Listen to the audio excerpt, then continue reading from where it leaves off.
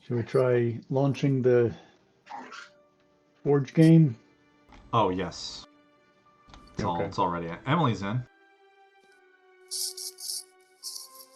Heard it first. Were you messing with it? I was gonna ask, and then it was like, well, he'll let me in. It's fine. All right. So, last week you fought the Scary Crow and the accompanying wraiths, saving Gorrance Twinaxe, the powerful wizard from Torvir Deep. He removed you from the Dream Demiplane. You realized you had been inside for 1 week. After getting Gorrance some help from the other wizards, you asked Gorrance for assistance. He took you into a strange magical vault where he gave you a number of magical items as well as restoring some of the magic to Dawn, the hilt of the greatsword. And also, you guys should be able to see some of the stats because I know Emily already looked at them. But that's what the greatsword does.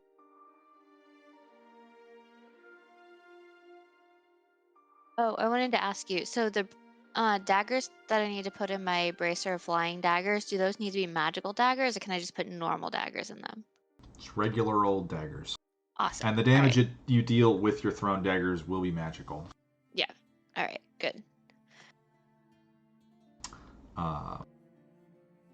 He asked you what you wished to do, and you all said that you would return later, and he would teleport you to Thalassa in search of a portal in the vault to Mr. Prince's library. So, Do we want to try to get Dawn fully restored? I think I happen to find another ingot of this special metal, and I meant to ask, do I have to get her like fully restored in addition to repairing her? I Will think repairing her be enough? Or... I think you would know that repairing the blade would probably get you at least to the next level. You need 2 ingots or 1 ingot? She should only need 1 more ingot. Yeah, I have 1, and I think I just need 1 more. You have 2. You got 1 from the Dragon Horde. Gorrance gave you 1. Yeah. And you need a 3rd one.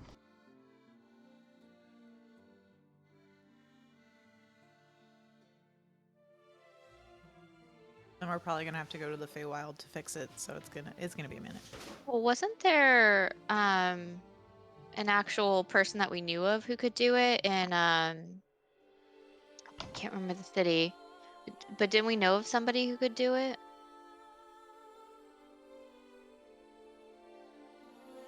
I don't remember. Are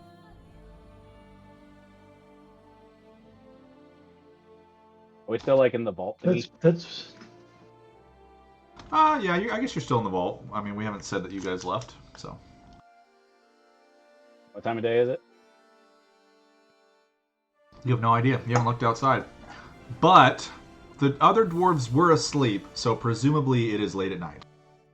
So it was Antercraft, that mountain city. Wasn't there like a very prestigious and well-known elven blacksmith there?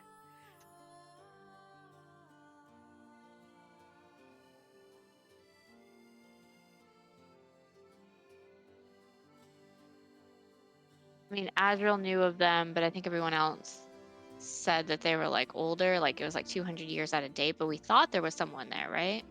Where? In that mountain city, the Aceronath.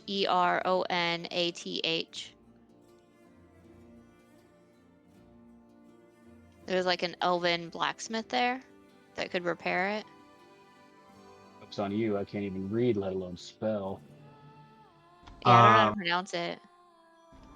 No, you guys learned that there was an elven smith in Thalassa. A legendary... Oh, that was Thalathra? Okay.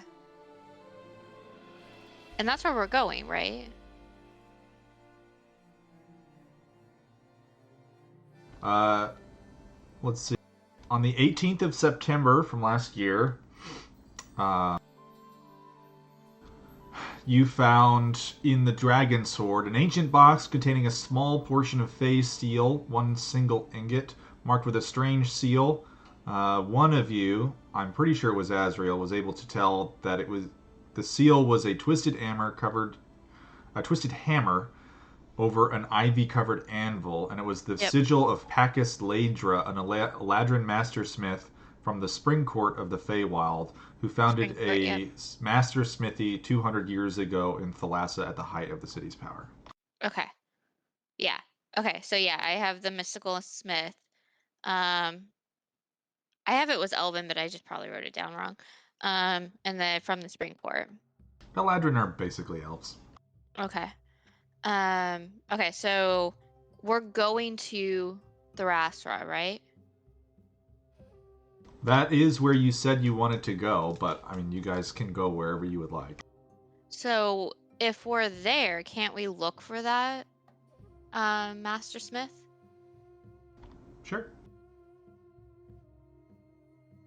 So as you guys are making a few discussions and affixing the magical items to yourselves, the other two dwarves who've come into the vault with you are kind of fiddling with some stuff. You can see they're like kind of sort of tidying up in one of the corners. And Gorrance is just kind of looking at your party, just like watching you, not aggressively or anything. Just waiting for you to decide something. Azrael, in the back of your head, you suddenly feel this, like, tug. And when you do, you kind of follow it for a moment and turn your gaze towards one of the shelves. And on it, there is a strange book. Strange how? Let me just check. You're a little far away from it to read the spine of it, so. But it does look like it's like this kind of strange leather binding. I'll just kind of try to nonchalantly, like, not make it look like I'm like beaming towards the book, but maybe just slowly get closer so I can read it. All right.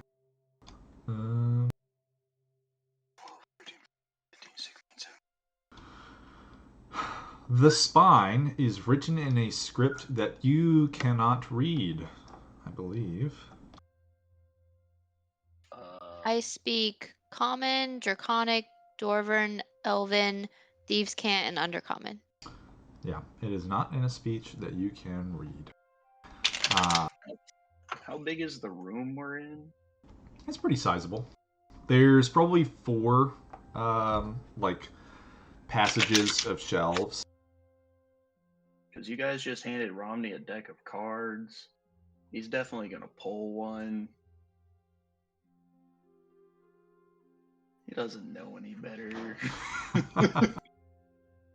Definitely going to pull a card. I have a legitimate deck set up here.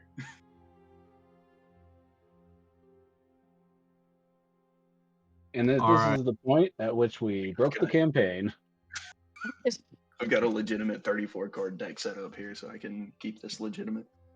Well, you got to actually turn on your camera then if you're gonna Use pull his a camera. card. I can't see it. All right, I can see it. Hold on. I've got it all pulled up. I've got it all organized. All right, go ahead. All right. Uh-oh. A goblin.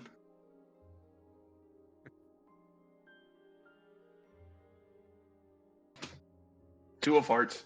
I pulled a goblin. 2 of hearts.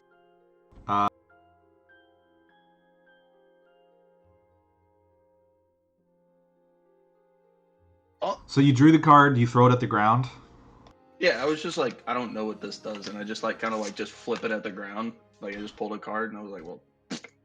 All right, the card kind of flutters, spins in the air, lands perfectly perpendicular to you, with the face of the card up, indicating the Two of Hearts, and suddenly this like kind of like instantaneous like flash of a little bit of light, and in front of all of you, in the middle of this room, there's suddenly a goblin looking around curiously, as though he just got like yanked out of wherever he was standing before, and the goblin goes, "Oh," and then he just starts like,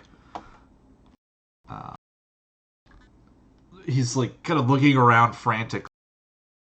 I'm gonna pounce on him. All right. The goblin like looks over at you. You're like, your attention has been stolen away from the book, and you just look back. There's a goblin. You leap towards it and just like pass right through it onto the ground. When you look back up, suddenly it's not a real goblin to you anymore. It's very obvious it was an illusion now, of course. Silly you. It's somewhat translucent. You can see like behind the goblin, people and bookshelves and a little bit of wall. That's not funny. The goblin, as it was almost tackled, goes, "I gotta get out of here!" And he just like bolts down one of the passageways. Through the aisles. Oh yeah, baby! I'm just gonna put him in my pocket. All right. Well, mark down. I'm actually keeping track with a deck of cards. Well, yeah, mark down that you have used. I guess I'll mark it that you have used the Two of Hearts. It is gone. You cannot draw the Two of Hearts again. Yeah, so I'm just actively removing cards from the deck. So.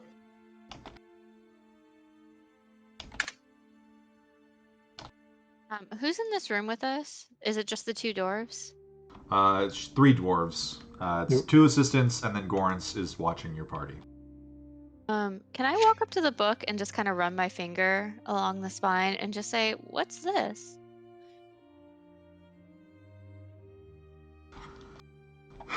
So, as you do so, the letters on the spine seem to glow faintly for just a moment after you touch them. Gorrance kind of squints at you, and it is a rather dangerous book of infernal pacts and summoning power that most mortal beings should not be able to handle. Why do you have it? I keep many things stowed here for safekeeping. No one can enter this room without my permission. And he just kind of is looking at you. As you're having this conversation, in the back of your head, there's a sense of desire, and the voice, the kind of like crackly female voice, "We must have this book." I'll say to him, "Can I just look at it? It's really interesting. I do like to study." I'm going to laugh out loud. Make a persuasion check at disadvantage.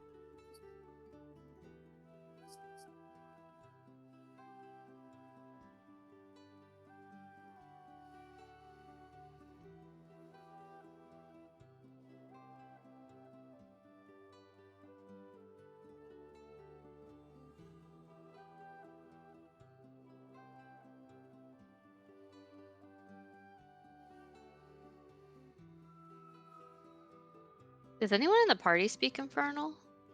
No, actually. I don't think anyone in the party speaks Infernal.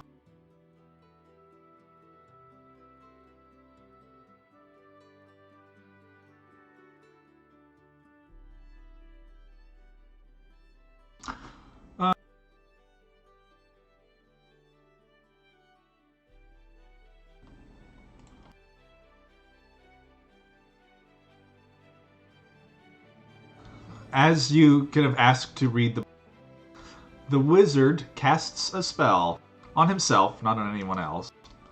And Can we tell what spell it is?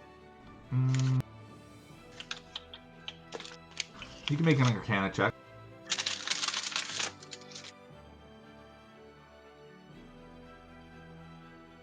He casts Detect Thoughts. he looks at you. And then he kind of gives you a little bit of a smile. You may read it for a moment. Alright, yeah, I'll just open it and kind of flip through it. Are there any pictures?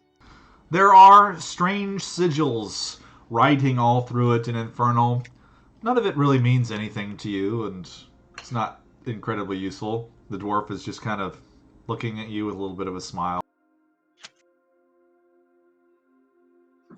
So, I'm trying to think. My detect thoughts, would it have just been me figuring out the spell that he was detecting? That would have been my surface thoughts? I mean, for a moment, he probably would have been able to read that you figured out what spell he was. But now that you're flipping through the book, he's probably reading in your head that you can say, I don't know what this says. And that's what he's seeing right now. Okay, yeah, I'm just more looking for pictures and kind of running my hands through the writing, Yes. trying to remember some of He's chuckling to himself because your surface level thoughts right now are, I can't read this book. Where are the pictures?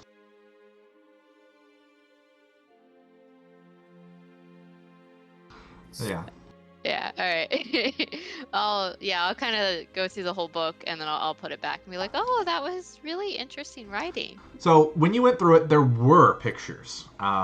Not like drawings of anything, but there were symbols, a few other things. The significance of them or their meaning is lost on you, unfortunately, because you just can't read any of the words in it. But there definitely were a few symbols inside of it.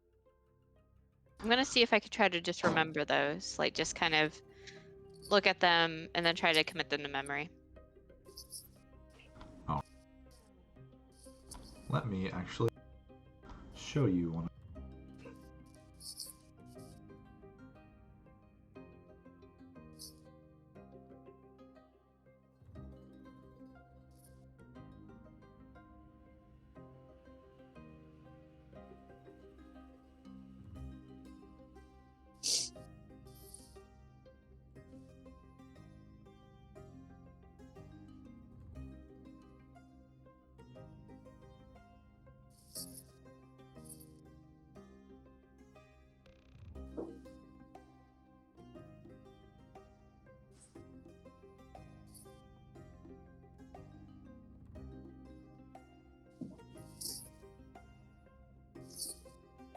So one of the primary ones, I will say that in the back of your mind, not a surface level thought, one of the symbols that you could, and I actually can't show you the one that I have, so I'm going to draw it in paint real quick, because the one I have explains what it is, and I don't want you to figure it out so fast. Okay. Can you take like a snippet of it to just like cut off the rest of it?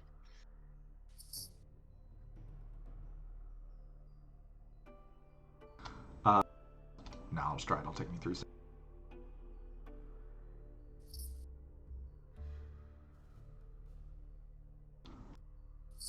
He just wanted to paint for a minute.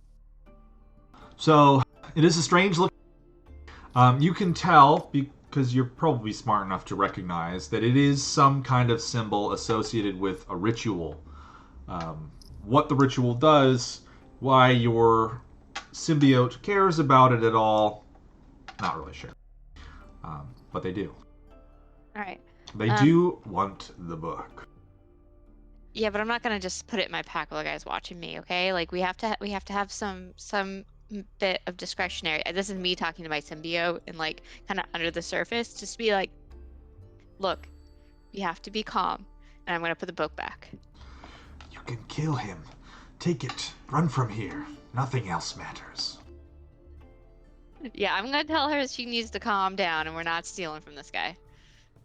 Do I need to roll a charisma check? No. Your patron is annoyed, but will allow this to happen. Yeah, stealing from the guy who's transporting us is probably not a good idea.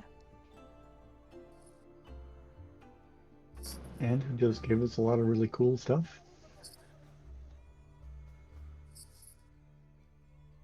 Can I?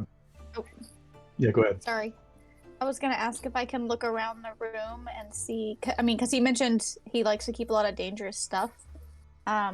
Is there any necromantic material? I guess I'm trying to pick up on his vibe and his views of that.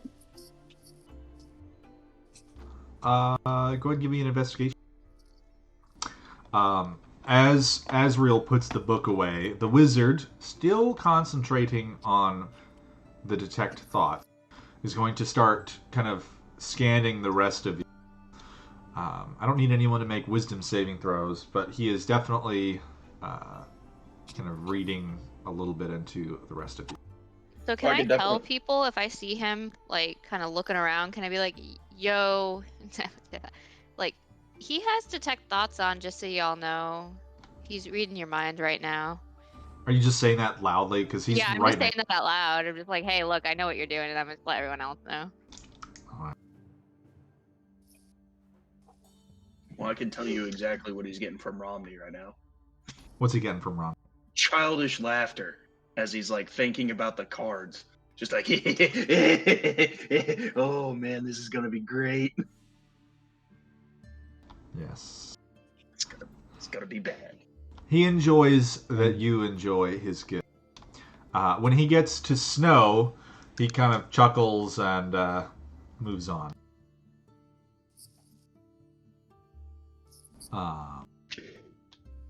From Javid, he would get curiosity looking at the shelves to see if there are either arrows of different kinds of damages or something that would be like a handicraft book, because Javid's got the idea that maybe just piercing damage would be insufficient depending on what we come across, and maybe being able to do radiant damage or force damage or something else with arrows would be a handy thing. So that's what he's looking for. All right, go ahead, give me an investigation check. So, Dimitar, as you're kind of searching the space, you don't see anything specifically that is, very obviously necromancy. But you do come across in kind of one of the back shelves, still visible from where everyone else is as you're just kind of scanning the side of the room. There is a large chest that is double padlocked. What's in it, you're not really sure, but it is something that he definitely has locked away a little bit more carefully than everything else. Javid, you do notice that on one of the shelves there is a quiver with some arrows. But what they do, not really sure. Can I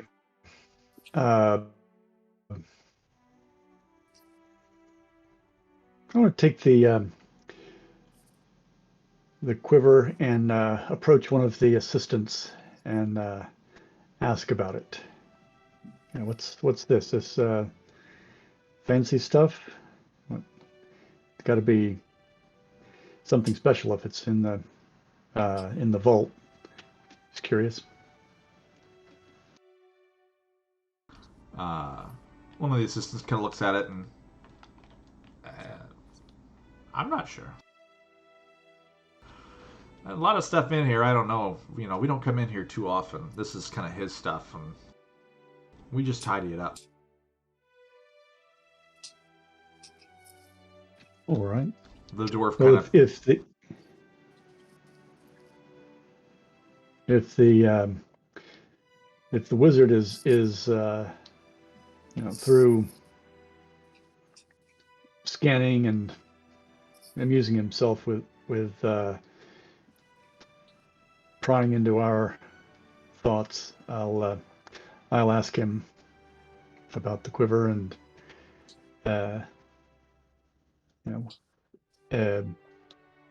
but to find out if it would be possible to get or learn how to make weapons of different sorts of damages, ammunition, I should say?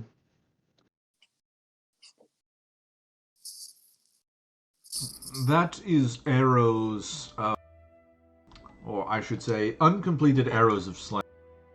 I have not yet given them a target, and as such, they are still mundane.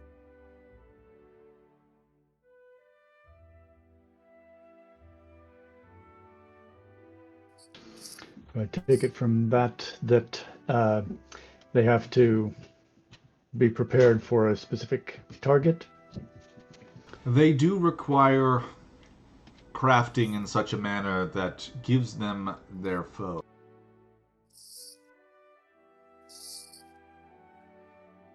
Is it possible to learn this skill?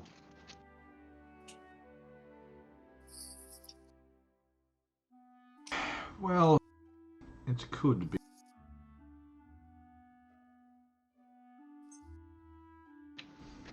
I certainly would not ask for more beyond what you have already given us, which is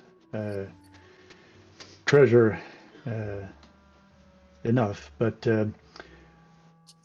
I'm sure you can understand that adventurers in our position are likely to need to come across or likely to come across foes who do not respond to even basic magical damage of the typical sorts, and having something, especially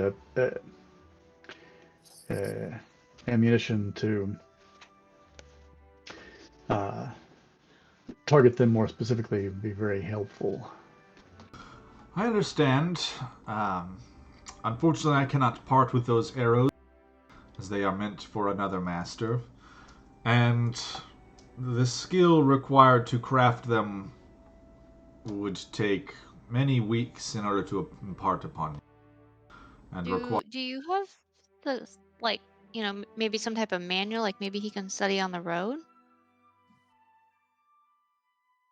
Sort of a guidebook of Maybe you can write out some instructions. Javid is really smart. I give her a side eye. Very well. I could set about crafting an instruction scroll for this. I'll mark it on the list of things that we are being asked to give you upon your return. If I remember correctly, one of the things you asked for was a stone of banishment. I believe it's called Go Away Stone. That is what they call them. And he looks at one of the dwarves who man the door, and they're just like...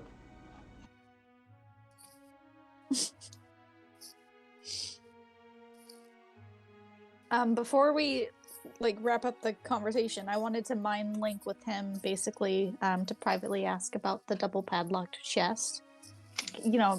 Just out of curiosity, if that book is so dangerous and it's out in the open, what's hiding in there?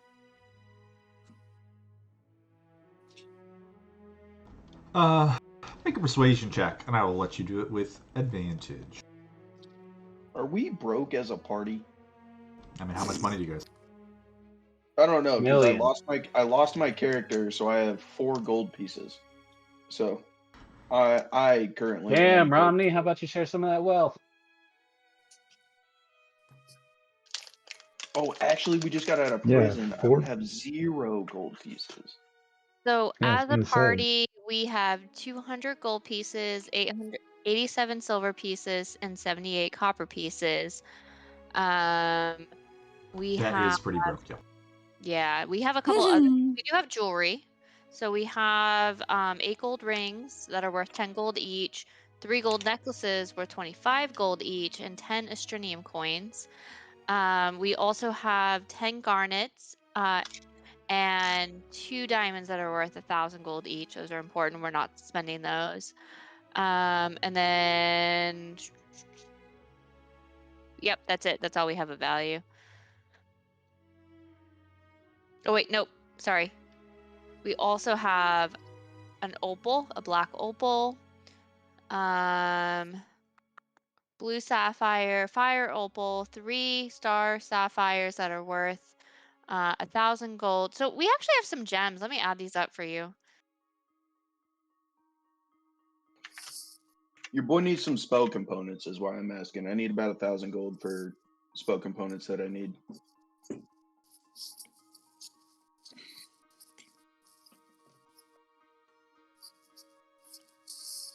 Couple of these spells might actually be pretty important to future things.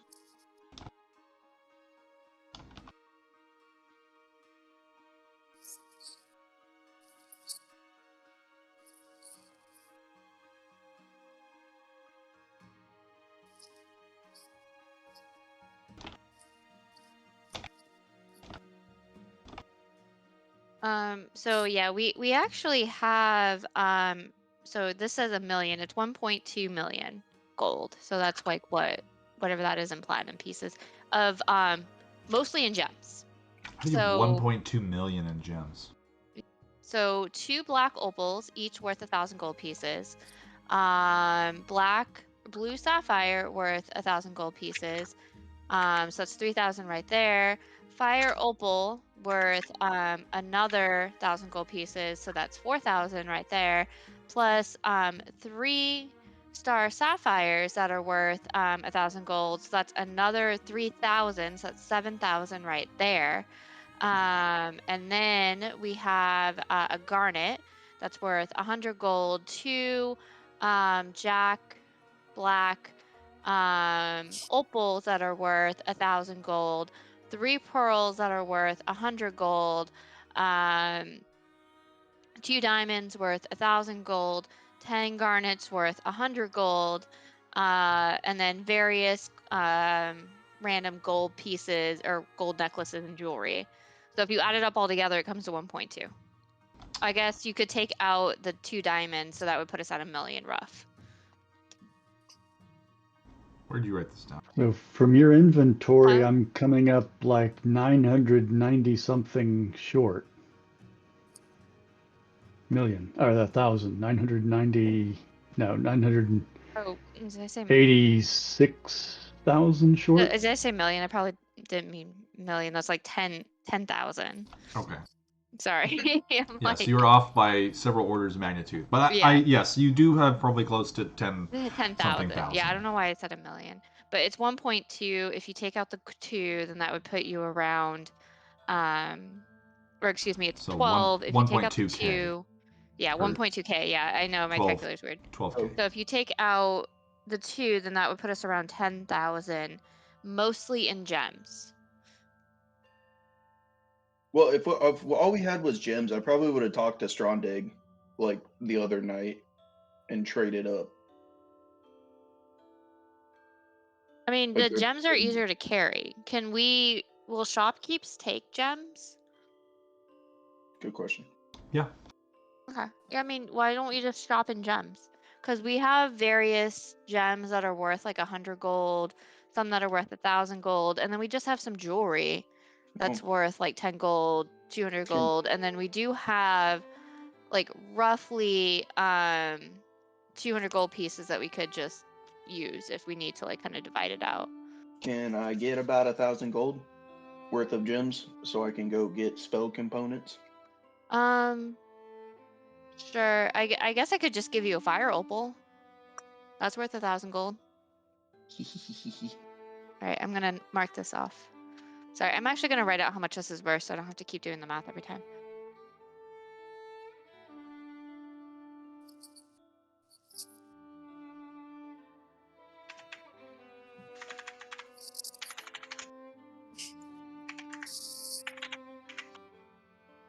Are you gonna give me the diamonds or are you gonna hold them?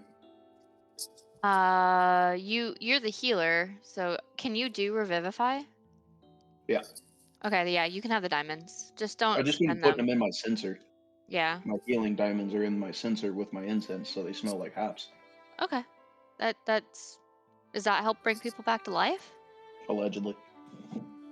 It helps me do it, alright? That's all that matters. Yeah, for whatever reason I'm not able to edit the party treasure. It's not letting me edit.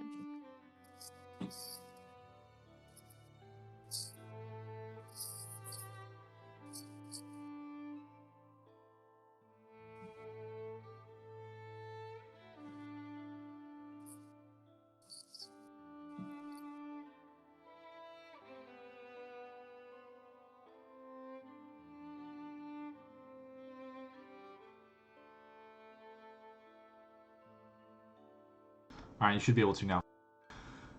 Uh,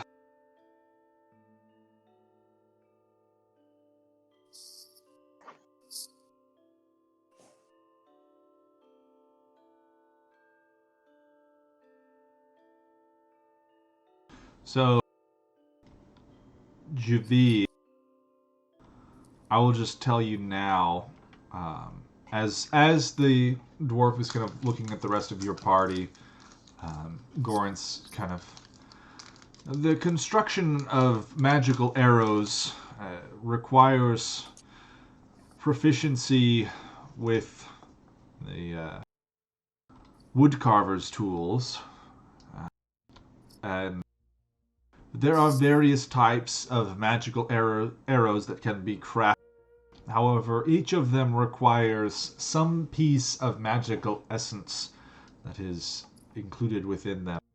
Some are more or less difficult to grab. Specifically, arrows of slaying, such as this one, and he kind of lifts it up, but it's this, pretty well-crafted looking arrow. Black metal, like iron tip. These ones, in order to slay the beast that they are meant for, require a essence of the beast.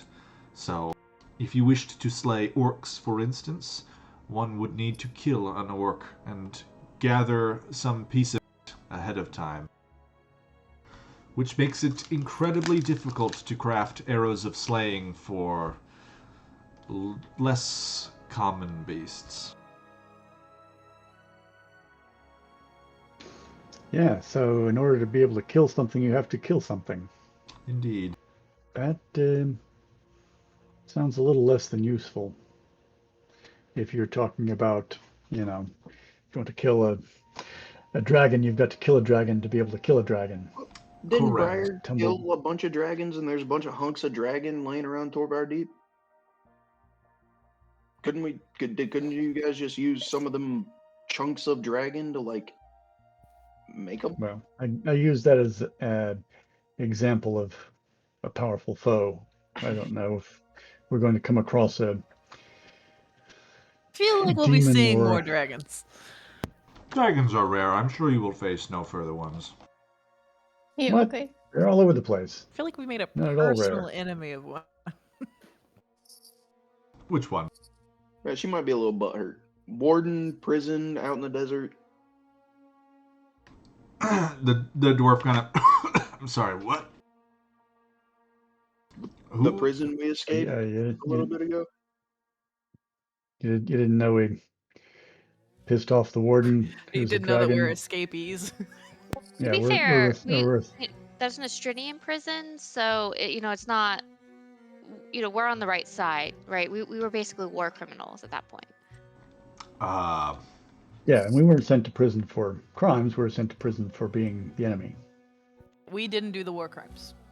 They Yeah, were we already prisoners of explained war. this. We explained this to all the council members yesterday. They're good with it. That's why they. Yesterday?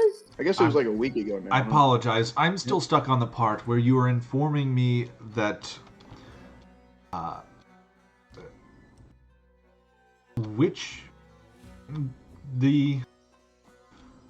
I'm so sorry. I have to think on this for a second. It's out in the desert. There's a giant magical obelisk buried. The warden's a dragon that shapeshifts into some elf lady.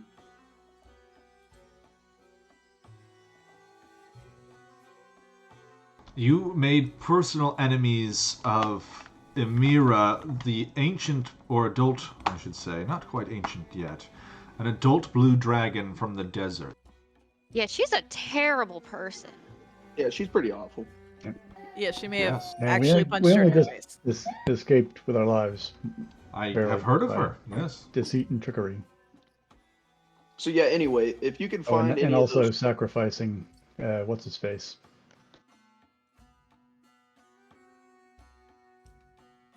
that's all I was saying was like dragging, killing arrows might be the move here. You escaped from one dragon, a legendary one at that, and you wish to fight more dragons. I'd like to kill her specifically, but other dragons dead is also a good thing.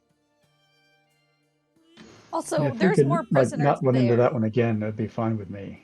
But we do want to kill Soulforger, so that's kind of top of the list, actually. A little bit of a morbid thought, I know, but what if we find Onyx's body? Could he use bits of his body to like make Leonin killing arrows to like kill Soulforger? You think would Onyx be okay with something like that? I'm looking at Absolutely. He would Demontori. 100% be Yeah. okay with that. That's like Yeah, in his he will. would. Use my body What, to like kill to that get bastard. revenge on his killer? I think. Absolutely. Hell Onyx yeah. would. I mean, he died trying to kill that dude. He would be dead trying to kill that dude. So, but maybe like a lock of hair or something, so that we can still get him back. Does it still count if like you? Because it's like if you take the dead thing and then you resurrect after, it still applies, right? I know we're kind of getting in this nitty gritty of stuff, but this is the guy I want you to resurrect. So I just felt like it would be helpful to know. Well, I personally cannot resurrect him, but I do know some folks who can. But in some cases, depending on exactly what it is you're trying to craft, it is acceptable to use older pieces of the creature. Needed to be fresh. It needs to be like essence, right? Essential bits, like not just a Correct. toenail, but probably the Well, it depends on the creature. lungs or liver or something. Shoot, what would be essential on someone like Onyx? A Tail? tooth, probably. A tooth. Okay. Or his claws, you know. All right.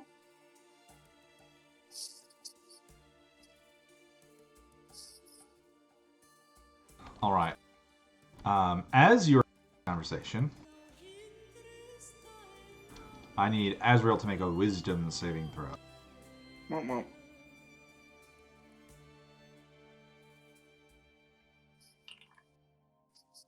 All right. Do I feel like that maid's is doing something to me? You feel his focus peer deeper at you as he attempts to enter your mind, expose your deeper thought, but it does not work. He is not quite powerful enough. I'm gonna walk straight up to him and say, that is very impolite. And you hide many secrets from your friends. With that, I think I shall bid you adieu. Wait. We didn't find out whether or not he was Oh, going to let me yes. know about the Right, chest. right. 17. Unfortunately, I cannot elaborate further on what is kept in the chest. And he's speaking to you only psychically, so you're the only one who can hear this. Maybe if you return another time, I can elaborate on what is within there. But let us leave it at it being quite powerful and dangerous. Okay, I mean, no surprise there, but yeah. Sure, we can. I will not forget. We'll touch base again.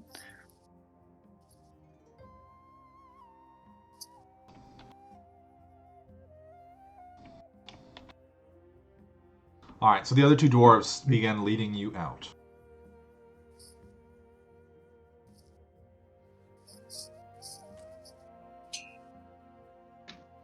We follow them out after doing proper obeisance against the wizard, bowing and touching the foreheads and all that.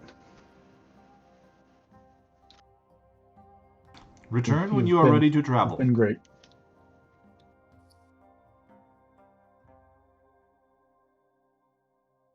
He just gives you a bow.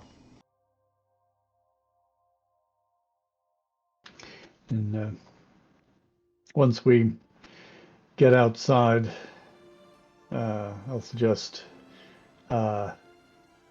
we stock up on traveling gear and, maybe try to get like a bag of holding or a pocket dimension or something to carry Well, stuff. I asked that wizard while we were in there if he had a bag of holding. Did he give me one? I think that was last session. I don't think he did.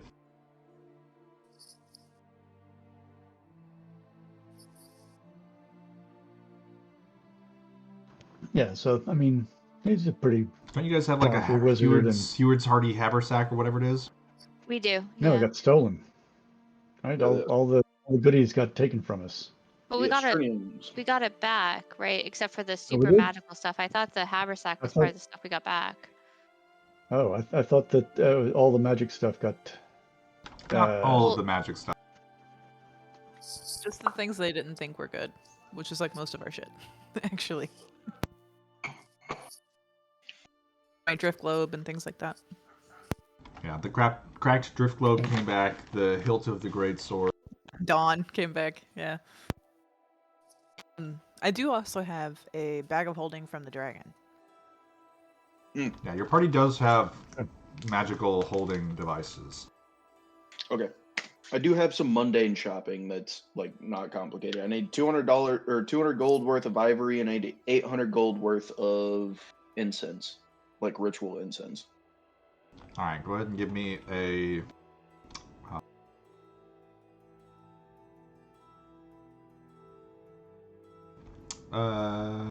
persuasion check. Yeah. That's perception. That's the wrong P. Boof. Natural 20 for a 19. All right.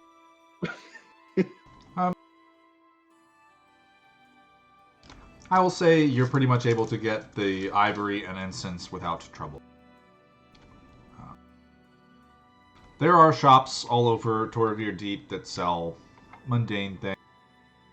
Yeah, I don't need which- like smell good incense or anything like that. I'm looking for like bottom of the barrel, just ritual incense. Yeah, you're able to get that.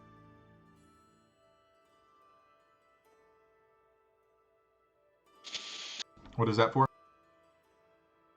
Spell components. Let's. One specifically is legend lore.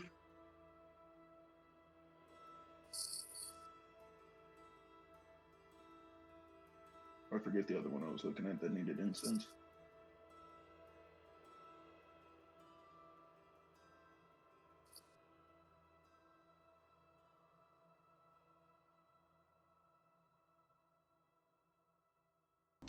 All right. Is there anything else you guys would like to do? You guys have a little bit of downtime. Javid, you want to go smoke some drugs? Hell yeah, brother. I was just looking at that, and did the Alori route come back, or? Yeah, you probably would have been able to keep that. They really, really were only looking for magic items. They did not care about pretty much anything else.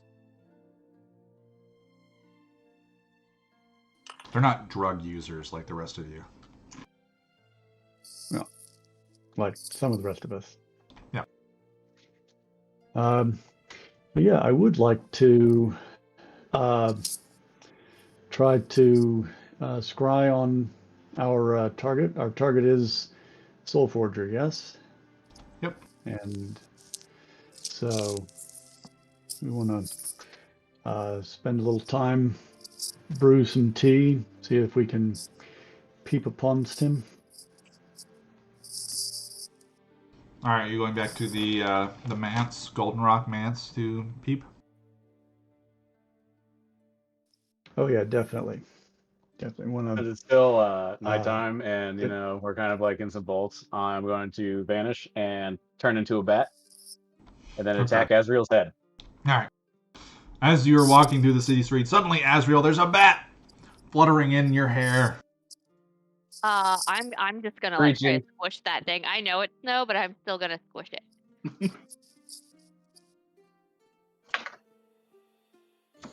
Yes, what an interesting coincidence that Snow got a magic item that turns him into a bat, and suddenly there's a bat attacking Azriel.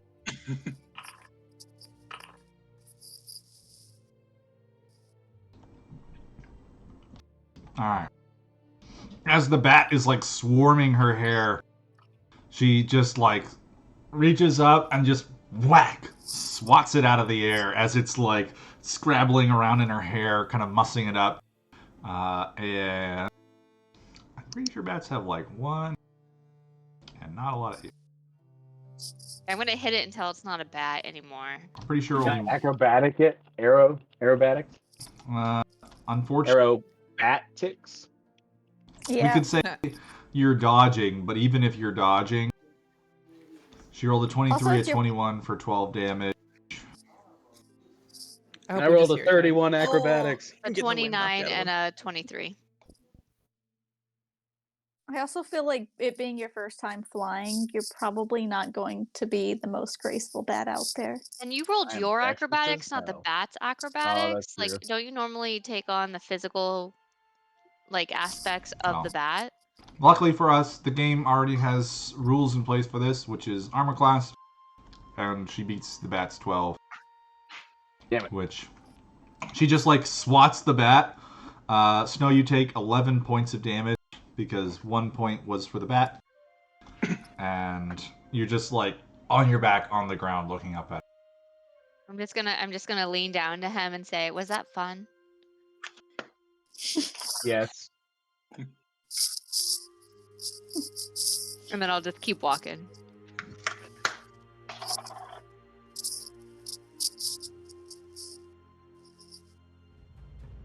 All right, Snow pops up and wanders off. So I'm gonna kind of say that this is a little bit of freeform downtime for you guys. You guys have the next, 24, 36 hours to do whatever you guys would like. So Romney's going shopping.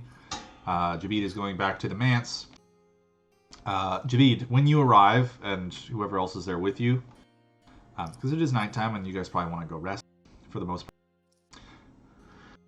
As you do,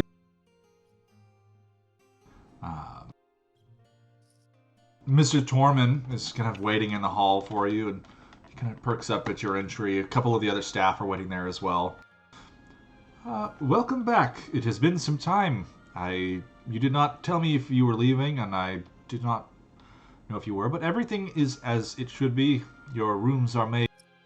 We can draw up hot baths for you. Food is ready if you would like. Yes. Sorry about that. We did not know we were going to be gone. Thought it was just a quick visit, and turned out we were drawn away for considerably longer than we intended. Our apologies. Yeah, man, it was a Additionally, nightmare. yeah, you guys look like beat up and dirty and exhausted. Big bags under your arms. Mr. Torman. Right, yeah, half health. Yeah. Additionally, I should inform you that word has been spread that you wished to have some kind of public meeting with members of the city. There are many folks who are interested. If you wish, I could inform folks that tomorrow you wish to hold a public meeting on the front steps, and anyone who wishes to come may come. Oh, that sounds amazing. Thank you. Do you maybe have a list, like, can they give you, like, in advance of, like, what they want to talk about, so that way we can be prepared? Unfortunately, I attempted to do so. I have a few of the gripes and complaints that were written. However, your unexpected departure and your unknown return made it difficult for me to get a precise list of who may be coming. And with the sudden change of plans, I will have to put things out in the morning, and we'll say an early afternoon time. Does that sound all right for everyone? And then hope we can get a proper turnout for this outreach, or whatever it is you wish to do. But I did have some of the things. I didn't quite write them down, but I know some of the folk were concerned about when the city engineers were going to get to constructing their house. There's a little bit of a food shortage on some of the levels.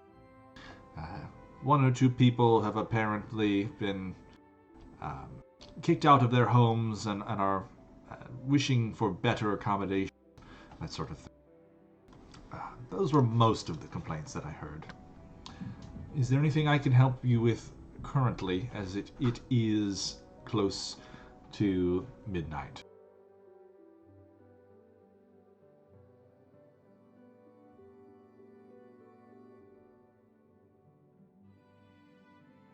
No, you should get your rest.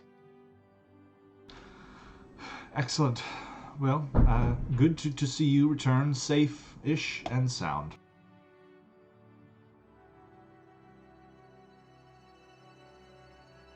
All right, Javid, you ready to do some drugs? Sound-ish. Yeah, I've lost track of the notes on the Allure. It is in the home brewer. All right. So we pull that Homebrewery. Allure root. You make a wisdom check.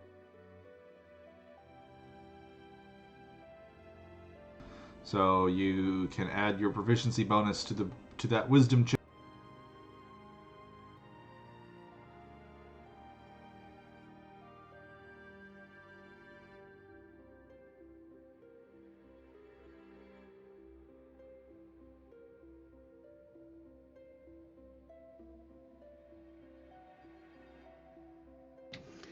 All right. I'll go down to the kitchen, put a kettle on, spend some time focusing my mind, sort of opening it up to the possibilities afforded by. When you arrive in the kitchen, you note that they have a very fancy tea kettle and brewing supplies, and as such, I will allow you to do so. Actually, do you have proficiency with herbalism kits? I don't think so. But I'll let you do it with advantage because you're using a very fancy tea kettle. I'm proficient in Allure root. Okay. All right, well, go ahead and make your wisdom check with advantage, your Allure root check.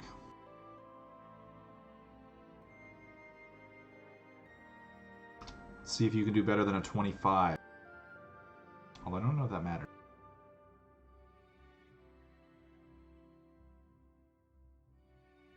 Woof.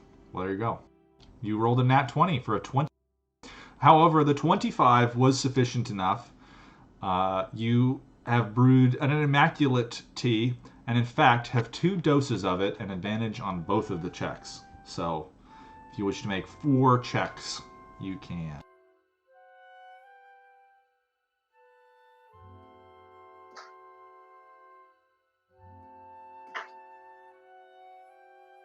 And it is a constant, or no. It is a concept to scry. So you have advantage on both of those checks as well.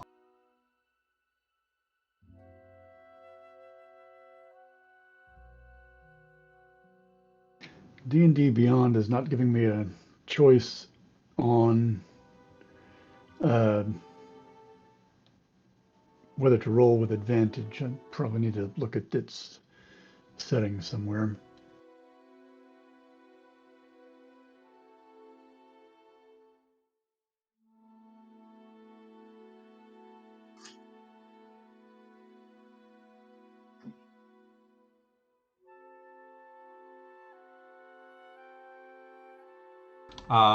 If you left shift, that changes it to advantage for me.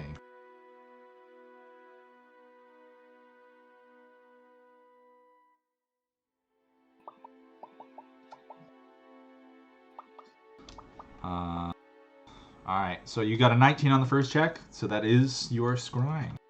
On whom do you focus your energy? I turn my mind's eye toward Soulforger. Want to see what the nasty old Leonin is up to. Alright, hold on. Let me pull up the scrying. He needs to make a save. So he has a -5 on his save. What's your save DC? For Your spell casting. It's probably 16 or 17.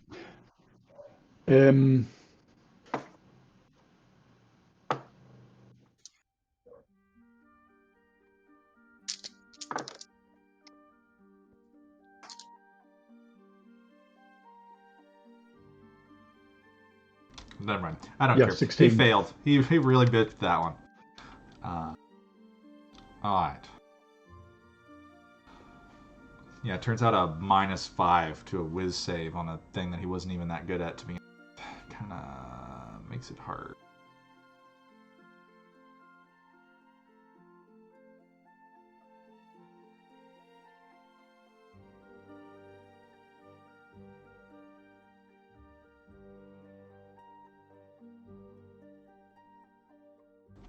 Okay.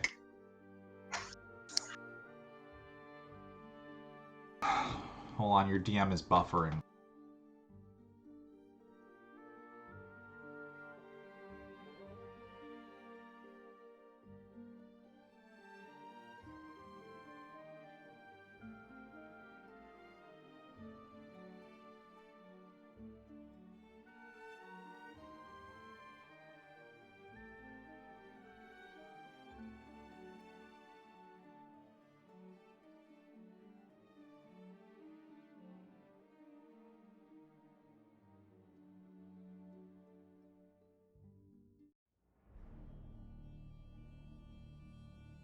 Alright.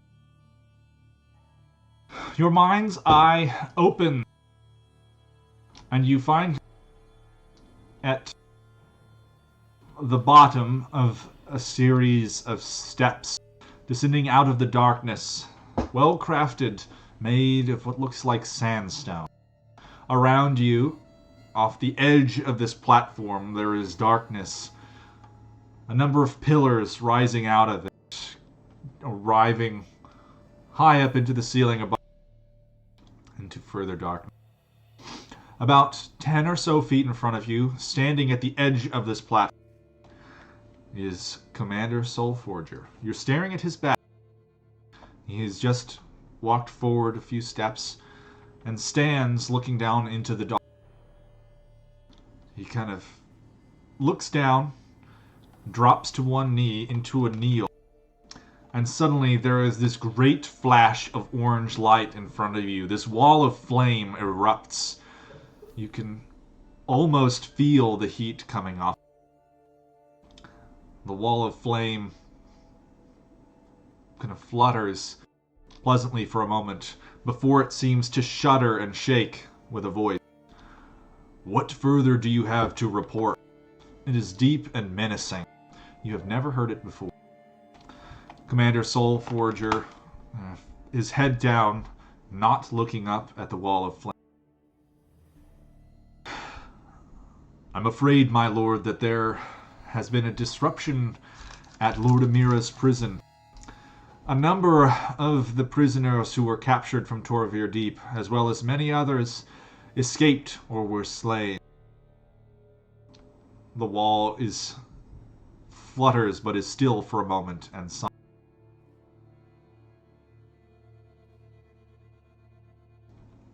Then the voice. I knew that prison was a terrible idea.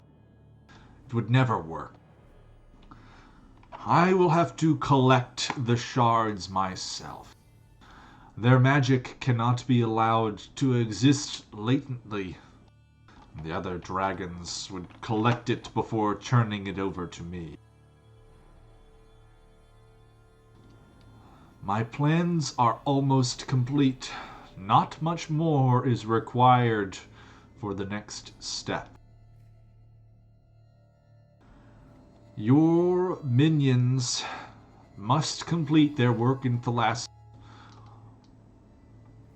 or it will set us back a considerable amount. What have they left to accomplish there before they return? Commander Soulforger kind of looks up at the wall of flame, and now you can see it kind of form into this face. It's humanoid. It almost has this like kind of heavy black beard forming in the negative space of the flame. These bright yellow eyes kind of looking down, judging Commander Soulforger.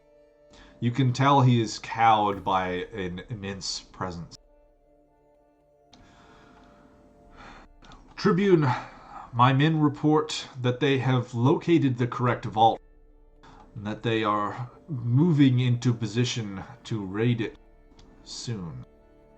The items within will accelerate your plans immensely. We have discovered that there are many more such items within this particular vault than we were expecting. The disarray in the Thalassian court has prevented them from detecting our plans.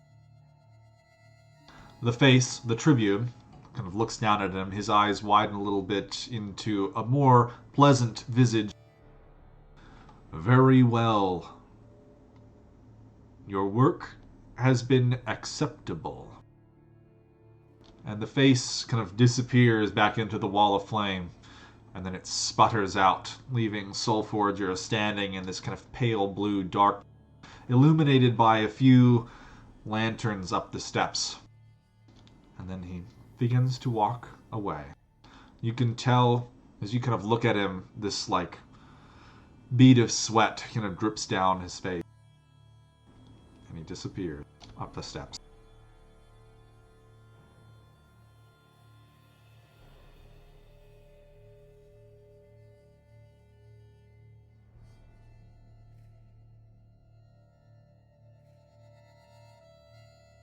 Wow, that was something. I'm going to have to take a minute to recover from that. And let's see. Not everyone has returned to our halls, have they? I would say, with the exception of Snow, pretty much everyone else has probably come back. Well, there's one other thing I wanted to do after done shopping. So I will say that you haven't quite shopped yet, but it's like the first night, you guys were still resting and relaxing, and you wanted to go back to,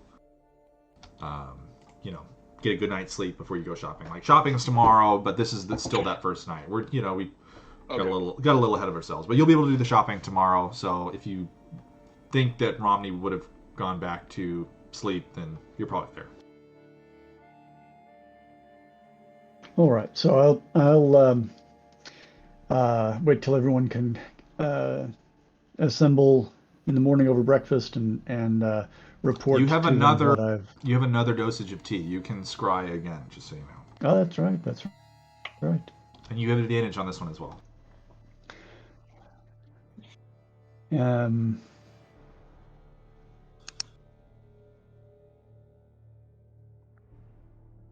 I don't think who would be valuable for us to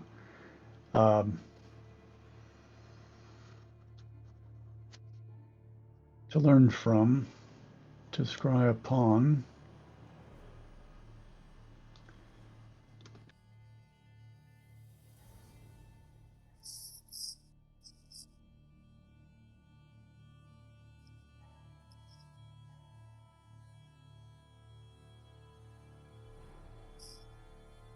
What about the dragon?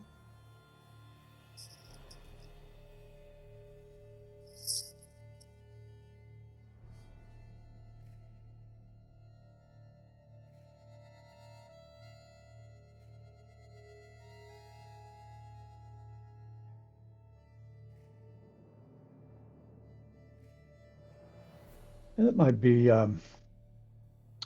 worthwhile to see what Lord Amira is up to.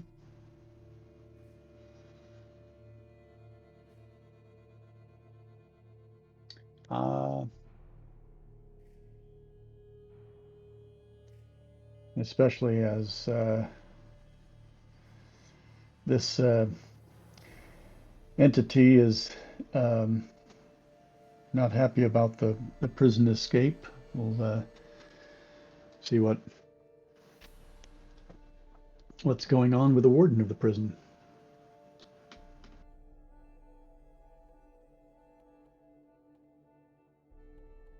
So I will try to shift my focus, take another sip of tea, and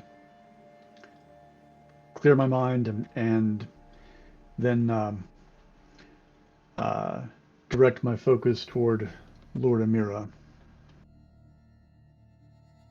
All right, go ahead and give me another con save with advantage.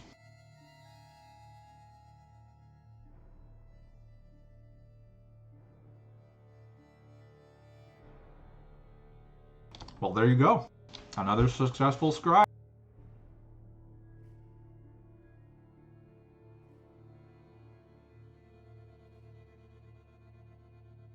Wow, an even worse roll. All right.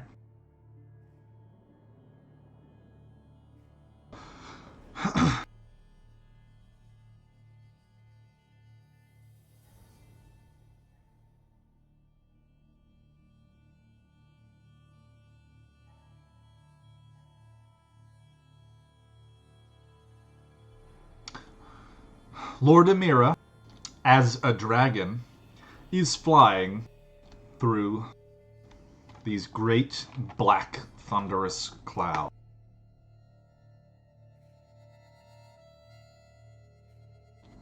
There is a look on her face of concern.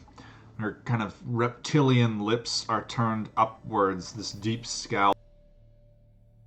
She descends out of the clouds with this clap of lightning and thunder, striking the tip of a mountain underneath her, some distance away. She kind of glides down a ways. You're like, as Javid, it's kind of like almost terrifying as you are floating along behind her through the wind and the rain. In front of you, you can see a massive red volcano.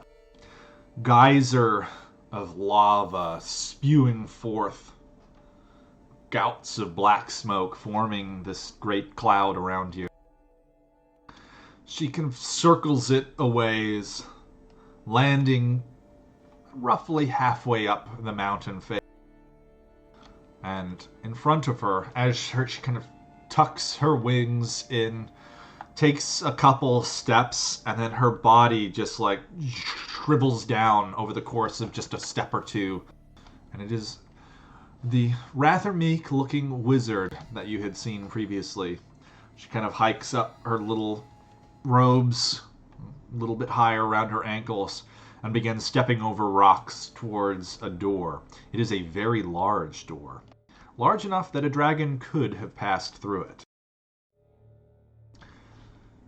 She walks down a black volcanic rock passageway towards the blistering heat in front of her, out onto this massive stone platform, and along its edge, very small relative to this gargantuan room, she begins to descend curving steps that trace around the exterior towards the bottom.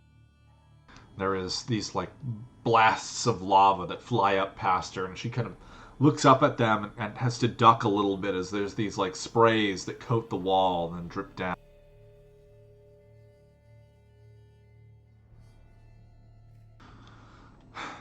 She gets to the bottom. There is another large platform. Huge pool of magma in front of you. And as she approaches it, on the other side you can see almost a waterfall of lava descending down, creating this massive, impenetrable wall of it, hundreds of feet wide and many higher. She approaches it, and kneels. My Lord Tribune. And rising up out of the lava in front of her is a fire giant. He is large for his size, burly, clad in this like black iron suit of plate. The face is very familiar to you. It is the one you had seen that Commander Soulforger was talking. He kind of stands looking down at her. He's this massive, imposing figure. His face, this great, upset scowl, pure egg. Beside him, kind of like, you realize, kind of almost lounging in the flame, they begin to kind of stand out, are two other fire giants, women this time, clad similarly in plate armor. And they look down at this pitiful little wizard in front of them. Lord Amira kind of looks up at the fire giant. I understand that I failed you. My work was meant to complete soon. I could have given you a great boon. The fire giant. You'll have to work much harder next time. Consider this your final failure and your final warning. I will accept no less than absolute success in the future. And at this point, your scrying ends. You see no more. You have watched Lord Amira for the 10 minutes. She is gone. But you can still see the face of the Tribune in your eye as you return to your room.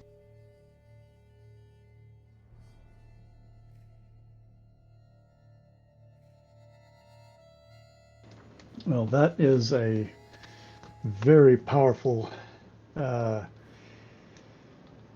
set of visions, and I imagine that I'm emotionally and physically exhausted at the end of it. Certainly. Probably got the munchies. Yeah, I'll look for a roast chicken in the kitchen as I'm headed for my chamber. All right. So what are the rest of you guys doing in the evening when you return to the manse? If you're just going to bed, that's that makes sense. I mean, yeah, my strength is like real non-existent, so I want to get that back. Okay. Who knows? You might not. I'm just kidding. It comes back after a long rest. So I'm sure this manse has like ample beverage. So I'm just gonna grab like a pony keg and take it to the library. They definitely have lots of kegs. What is Snow doing? I'm gonna go out with Romney shopping. Oh, this is before shopping. Oh, right? You're just chilling in my library. The two of you are just drinking and chilling in the library. Yeah. Oh yeah. I wanna reminisce with Snow to try to figure out who Onyx was as a person.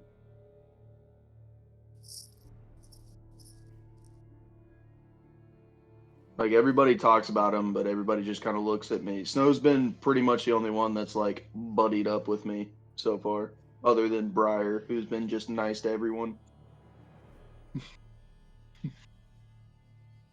I want you to know I will always hate you.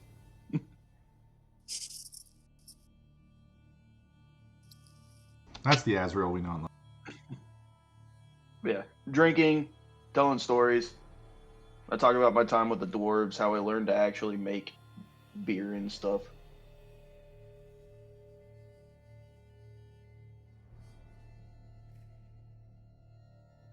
Well, Onyx was a good friend.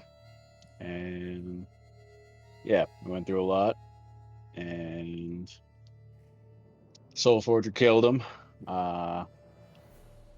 To be honest, he, wasn't the most tactful in his decision up there at the end, but always followed his heart, and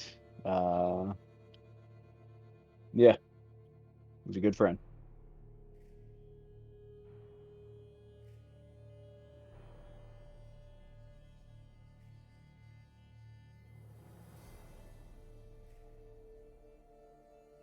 I'm eventually just going to drink so much I pass out in the library with Snow.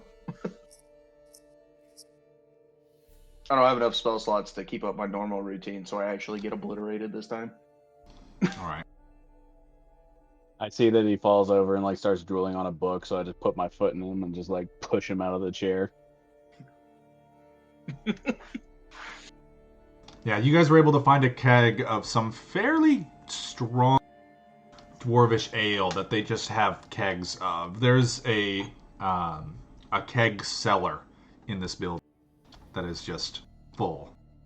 Hell yeah. Not for much longer. Well, provided you give enough wealth to the house, Mr. Tormund will keep it nice and full.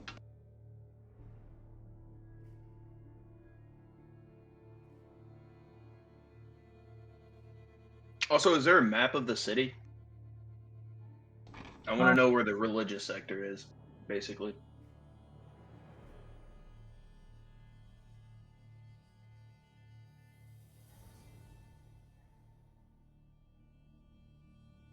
Most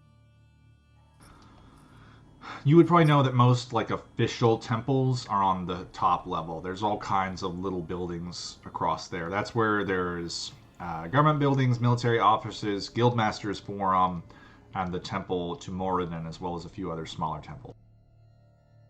Yeah, would I know if there's a temple to my god here? I know it's a halfling god, and it's kind of a stretch, but There might be one. Which god? Yandala.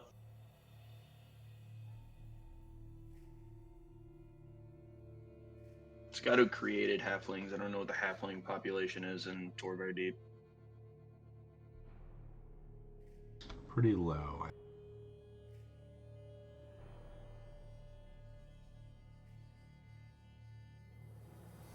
There probably would not be a specific temple to Yandala. Okay.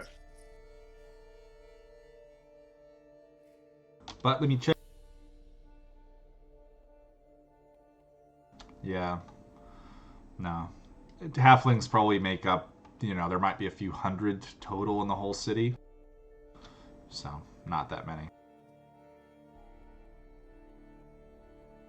There are a lot of halflings who live outside of Torvir Deep, but not many in the city itself.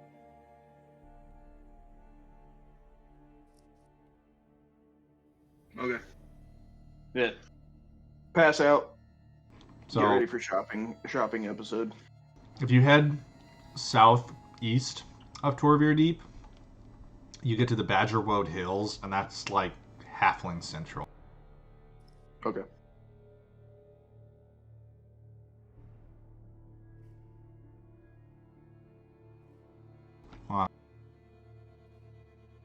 Is there anything else anyone else would like to do? Or we will go ahead and skip to breakfast. And I think right here we will take a little break.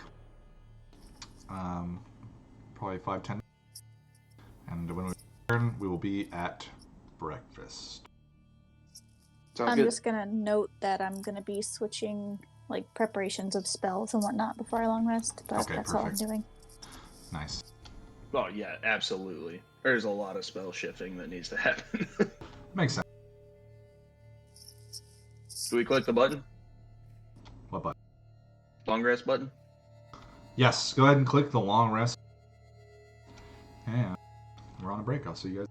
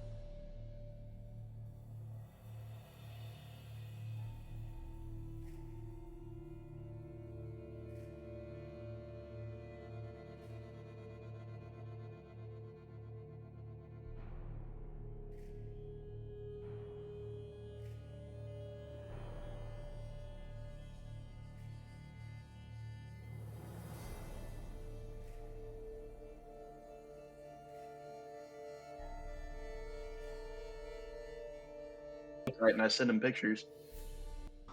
So, it is the morning after. After your rest, everything's back. Your strength is returned. The supernatural draining, the psychic damage you withstand, all of it is gone. So, as you all sit down for breakfast, they're serving roast duck and some other vegetables fried be in the fruit. dwarven style. Can we have fruit? Some fruit as well. They have tomatoes. That's a fruit. And I don't know, raspberries and bananas and stuff. Bananas. Really? Yeah. What a tropical climate for bananas. You're living in a wealthy house. They import stuff from down south. So, as Mr. Tormund is serving you breakfast, what are you guys talking about? Depends. Javid, are you bringing up your... Out of character, are you bringing up your scrying sesh, or are we going to all just pretend like this didn't happen? Oh no, I'm definitely relating what I learned, what I saw, because it is going around and around in my head, made a great impression, and I need to offload that. Share the wacky vision that I had. Did you draw a picture of Visions. the fire giant? I'll have a go at trying to draw the visage I saw in the flames, and then the live fire giant I saw over the looming over Lord Amiro.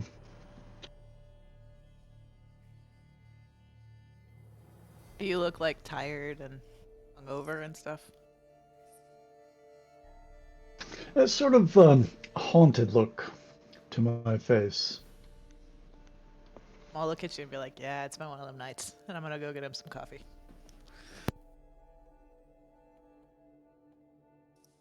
Big glass of water, and then also coffee. I'll hit him with some enhance ability. Give him advantage on his drawing skills. All right. Sure. Javid, go ahead I suppose I and... could do guidance too. I have that thing. You want some guidance? The staff bring you some Um, paper and charcoal to draw with. All right. I'll say it would be a performance check, and you can use your dexterity.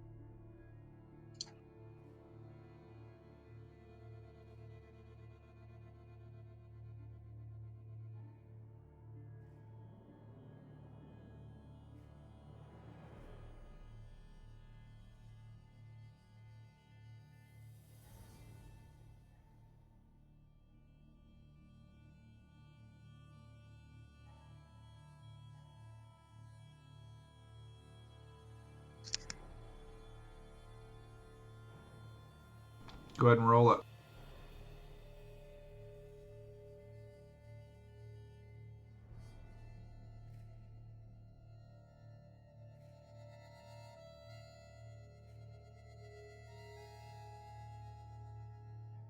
If you're not proficient in performance, then it would just be a flat dexterity check with advantage and a d4.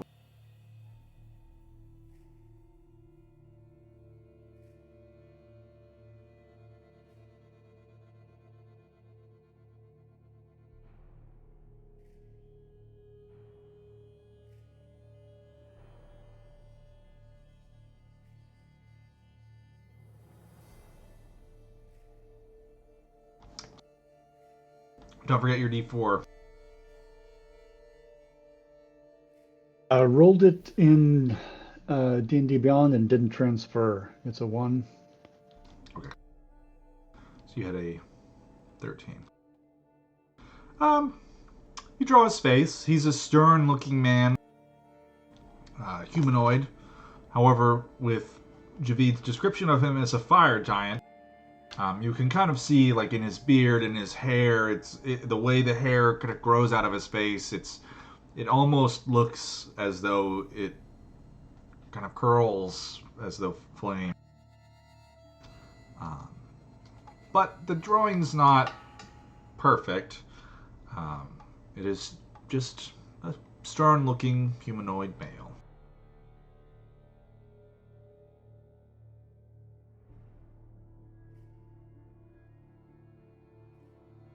Is it common So it knowledge sounds, that... Sorry, go ahead. I was going to say that we definitely need to get to Thalassa and try to prevent Soulforger's minions from getting into the vault. Maybe we try to get there first. Well, are we sure that that's the work that was going on in Tharathra? Because you know, there could be something else that Soulforger's minions are doing in Tharathra, because they already have the portal bag, and that's not in Tharathra. You know, the Tribune said that that Soulforger's minions needed to finish the work in Thalassa, and that they're going to raid it. We need to prevent that raid, to prevent Soulforger from passing along whatever he gets there to the Tribune. Are they in Tharathra, or are they preparing to raid Tharathra? The vault is in Thalassa. No, the minions. We're talking about the minions. I don't know where the minions are, but if they're going to raid a vault in Thalassa, then they Wait, probably need do to we go know it's there. a vault, though? They didn't say they were raiding the vault. Yeah, he said they're raiding a vault. You said minions complete the work in Tharathra. Okay, I mean, if you... No, Soulforger said, we have located the vault and are ready to raid it. Okay. The vault and are ready to raid it. Okay, but is that the same vault the portal's in, or is that a separate thing? So I don't know anything about that. We know for All I a know fact... is that they want something that's in a vault.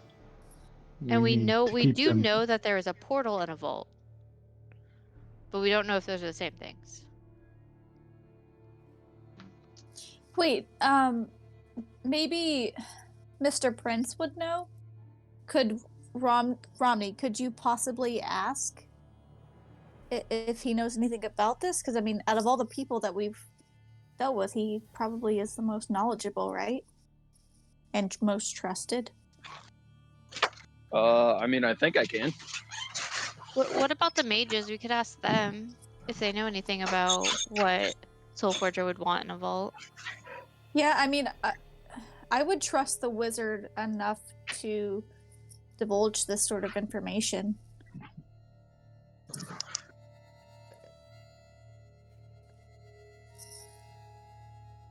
At this point, it seems like everything is so vague. Which, granted, I mean...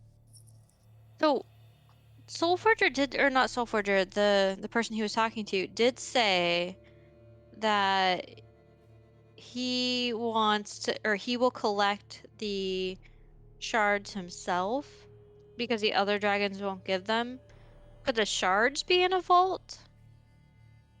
Well, didn't we learn that the giant monolith was a shard, or did we call that something else? Well, so the shards, that's the shard, like the thing that Azrael absorbed. That's a shard, I think. Mm. Because it was like... No, you would know that the big things are the shards.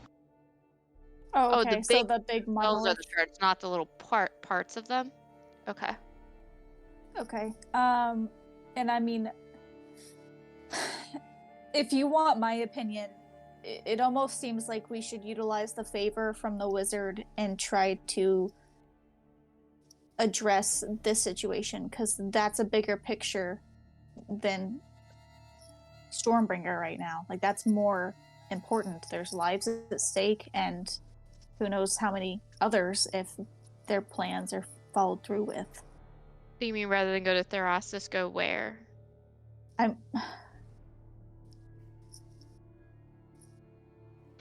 No, I think it's the rate on Thalassa that we're best prepared to try to thwart, and doing that stops Soulforger, which stops the Tribune and the Fire Giant. Okay, but okay, so just kind of some of what we know. So we know that in Therathra there is a portal in a vault, and that portal goes to Mr. Prince's library. We also know that Soulforger's minions have located and are ready to raid a vault in Therathra. We don't know what's in that vault. It could be the same vault, it could be a different vault. And then, in addition, we know that this fire giant wants to collect all the tribunes himself, or herself, I wasn't quite sure. We know that there's one in the prison, but we don't know how many or where the other tribute or the other shards are. I think my bigger concern is we know that not only is Stormbringer working for this guy, but and I always forget her name because it's on my notebook, but the Elder Dragon. And to me, it's like if we address one piece of the puzzle, is that necessarily going to make their entire plan fall apart, or? I think it's just gonna annoy them. Right. So I don't know. I'm concerned about taking down Stormbringer, and then we have that Elder Dragon, and who knows how many other people are involved in this that might still be capable of finishing out the plan that fire giant wants to have happen. Well, but think about who we are and what we're capable of.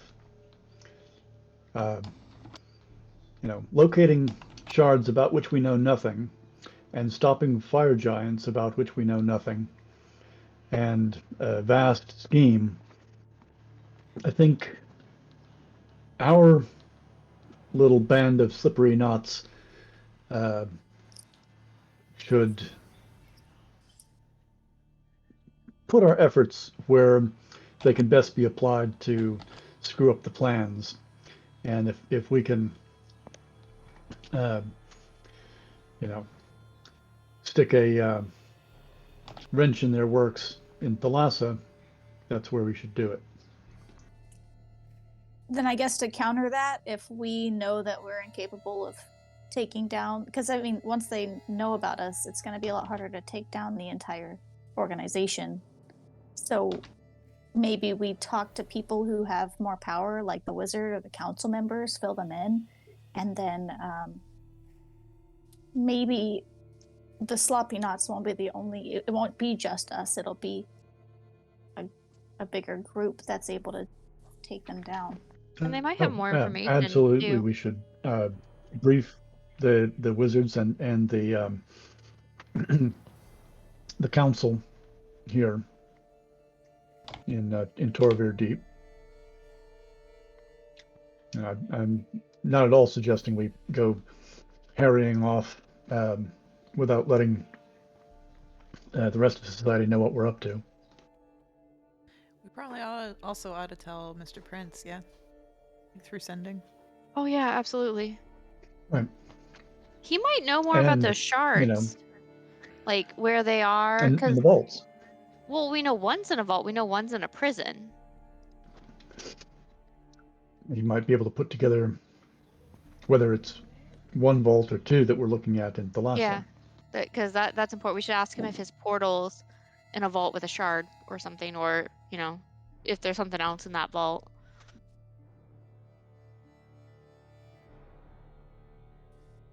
Snow knows where some of the other shards are. Do You do? Pretty sure. He had the conversation with the strange dragon in the statue, and the dragon told him where some of the shards were, I'm pretty sure. Sure. I'm pretty sure he didn't. I don't know. That's what it says in my note. Just roll with it, man. Yeah, totally. Snow totally Yeah, I had totally know that. where those are.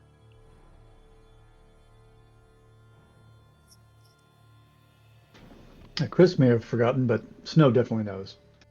Snow's much smarter than Chris. Ow. I don't know. As far as you guys know, on this plane of existence, there are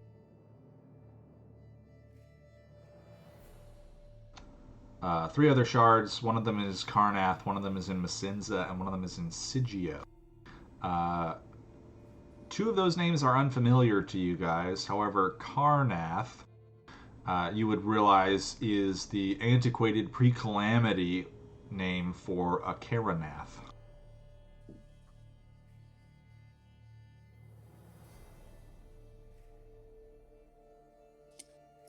Would I have gotten word of a shard at all being nearby that city? You've never heard of these things before. Okay, so is that why I had a Karanath written in my notes? I don't know. It's another big city. Okay.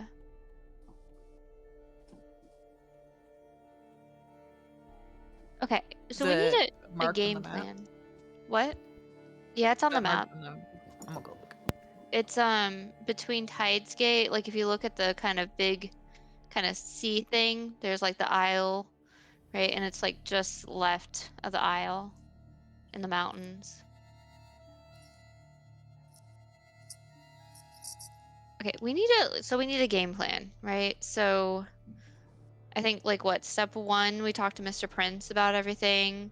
Step I agree. 2, we talked to the council. Step 3, we talked to the mages. And then based off that information, we kind of figure out what we're gonna do.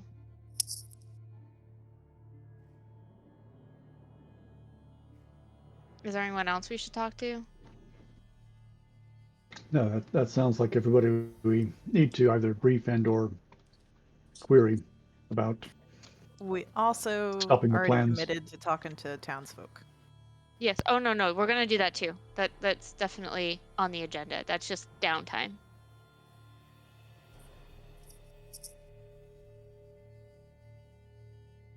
You know what I think we should do is talk to the mages before the council members. I trust them more, and I feel like they'd be more willing to give up information.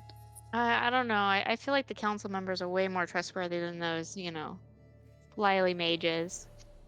I don't know about trustworthiness, but as a matter of protocol, we need to brief the council, let Torvir Deep as a community know what we've learned.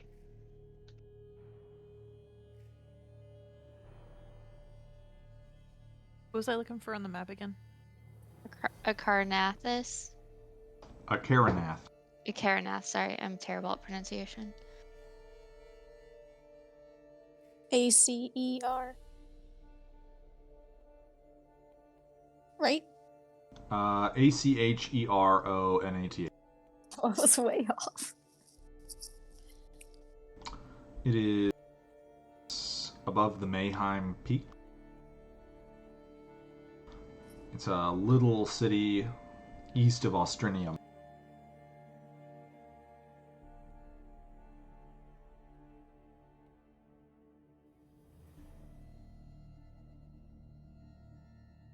So, Romney, can you give Mr. Prince a little ringy-dingy and let him know what we've learned and see what we can find out about shards in Thalassa? All right. So, I'm not going to lie to you guys. All right. I'm not the smartest one here. So, what exactly are we trying to tell Mr. Prince? I only have 25 words to tell him with. So we can tell him that we know Soulforger minions plan to raid a vault in Therathras. In Is that the same Thalassa. vault? Therathra. Is that Nope, the same vault as Thalassa. his vault? There's a fire giant trying to collect shards. Does he know where those are?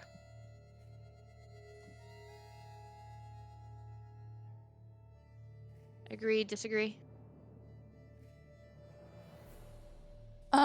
I feel like we should fit in somewhere that the fire giant is in charge of Soulforger and the Elder Dragon. Fire giant, boss of Soulforger and dragon.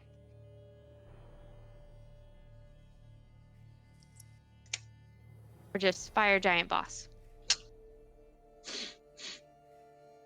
Yeah. You don't have to sound intelligent. Just get the words in there. Mm-hmm.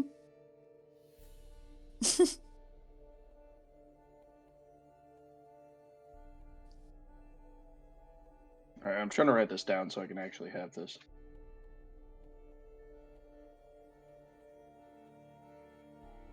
Okay, I'm gonna cast sending to Mr. Prince. All right. It's your boy Romney. No. Do not waste those words. He knows it's you. Are you serious? Too late. Keep going. All right. Soulforger sent minions to raid vaults in Thalassa. Is that you? So it should be 15. Fire Giant is also in charge of everyone, including dragons. Said something about shards? Help? That's 25. All right, go ahead and roll me a d20. Oh shit. How does sending Online. work? Can we hear him? Or is like we could just hear him saying these words out loud? Yeah, and sure. everyone's You can face hear him saying bombing? it. Yeah. I don't technically have to say them out loud. He does I not, do. but I do.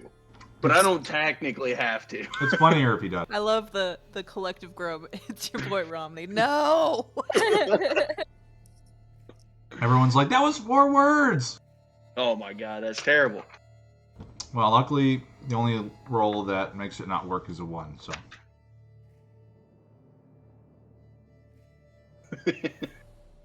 That was close. Way to stick with your character. Mr. Prince responds with, the vault is not mine. Why would a dragon work for a giant?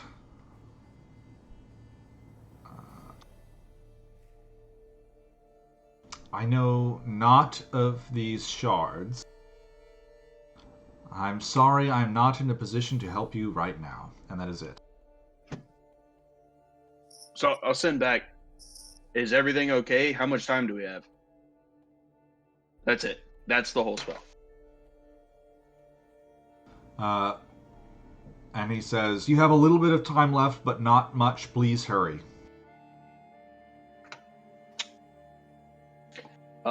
At that, I'm just going to look at everybody and say, he has no idea why dragons are working for a fire giant. I need to go shopping. I will see y'all later. And then I'm just going to turn around and leave. I told you, Romney is useless. He's not at all useless. He's quite capable and powerful in his own little halfling way. But He needs help. yeah, why should he be any different in his prickly self than any of the rest of us?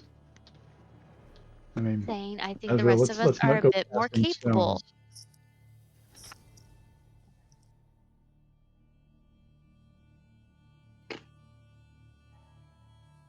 He just wastes words on a spell and then walks out. He knows we need to talk to people. Snow, are you going shopping with him? Yep.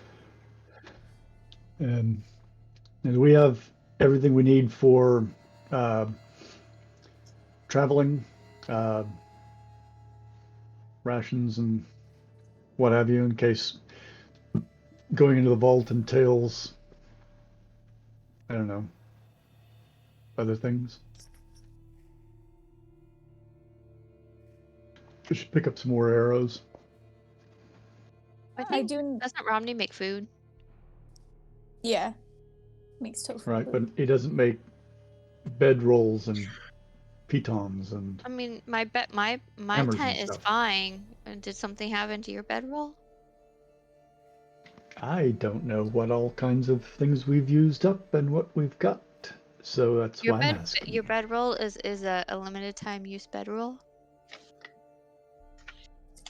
Only if you treat it badly and do unmentionable things in it. Drugs. So I'm guessing we're stocked up on all the caltrops we need, and pitons and all of that. Like falling asleep with a lit cigarette. I do have to run by and pick up a friendship necklace if that's ready.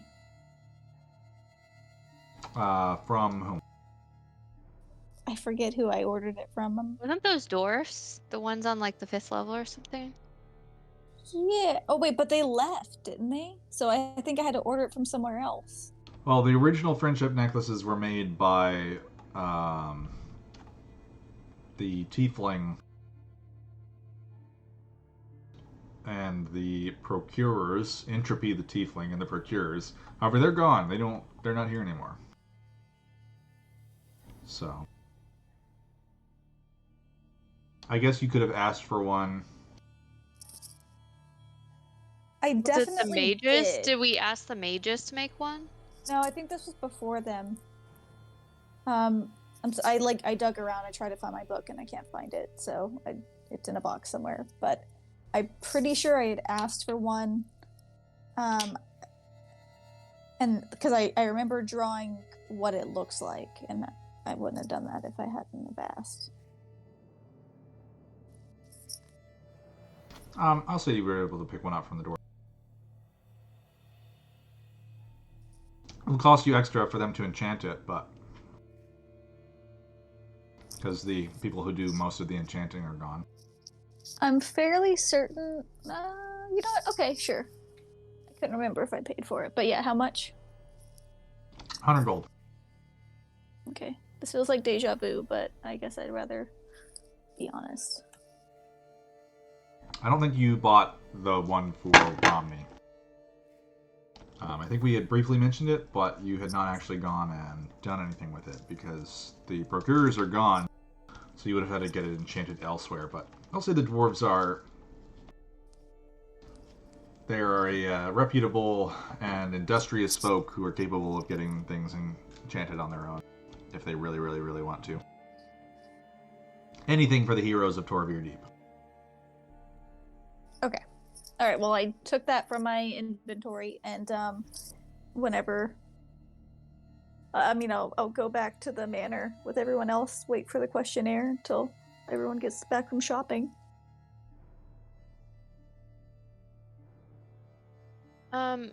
So I'm thinking I might want to go find. I'm guessing my best bet might be a priest or a cleric, and so I'm gonna draw the symbol that I had seen in the book, and then I want to find probably a cleric and see if they know what that symbol is. All right. What kind of cleric? Because there's just a big old temple to Moradin on the top level. That would probably be my first bet. Is just to go to the temple in Morden. I mean, I don't know much about religion, but I know if we're talking infernal stuff, somebody of religion is probably going to be the best bet.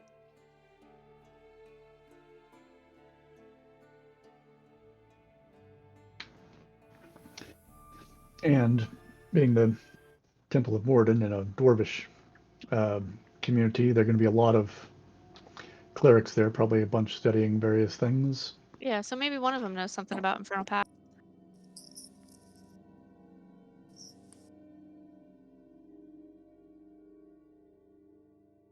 All right. So, you arrive at the Temple of Moradin, on the first level. It is fairly bustling. You can see all manner of priests, clerics, other folk clad in fine garments. On the steps leading up to it, there is a heavy-set elderly dwarf who is giving a sermon on the strength of the city. As the hammer strikes the anvil, the metal grows stronger, and the city is stronger for it. And he's got, a bunch of dwarves underneath him who are giving a rousing huzzah as he discusses how the city has weathered this difficulty and will last into the eon. Through the While he's strength of doing more. that, can I kind of go stand behind him a little bit, like within view, but like a little bit behind, and start doing martial arts? Okay. Go ahead and give me a performance check.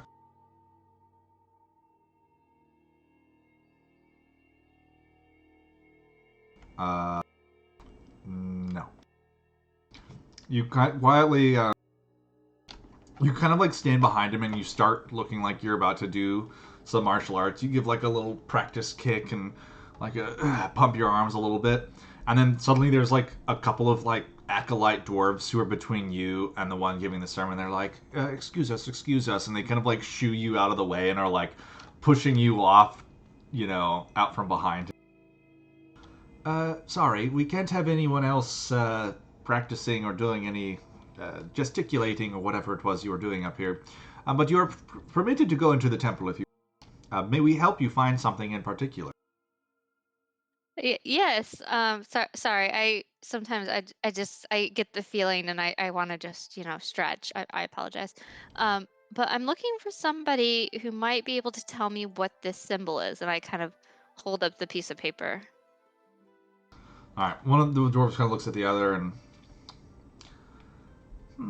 I'm afraid we don't recognize it, but we could take you to one of our elder priests who may know more. Follow me for a moment, and the dwarf kind of heads into the building and allows you to come along behind. All right. Do they recognize me? I mean, there's a statue of me. I don't think they recognize you. They just saw some weirdo doing air kicks. And they're not putting two and two together.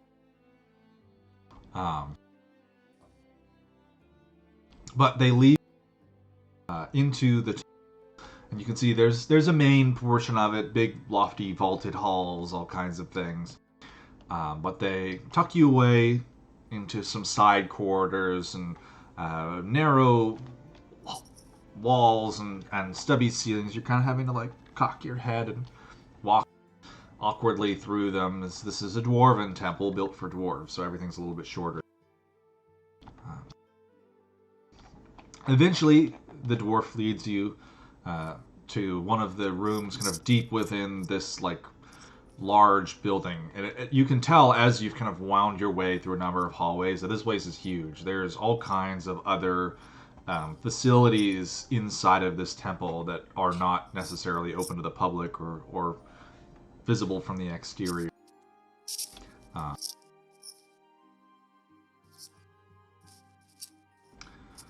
The dwarf kind of knocks on the door and we have a visitor here for you who is in need of your expertise. And inside you can hear, come in.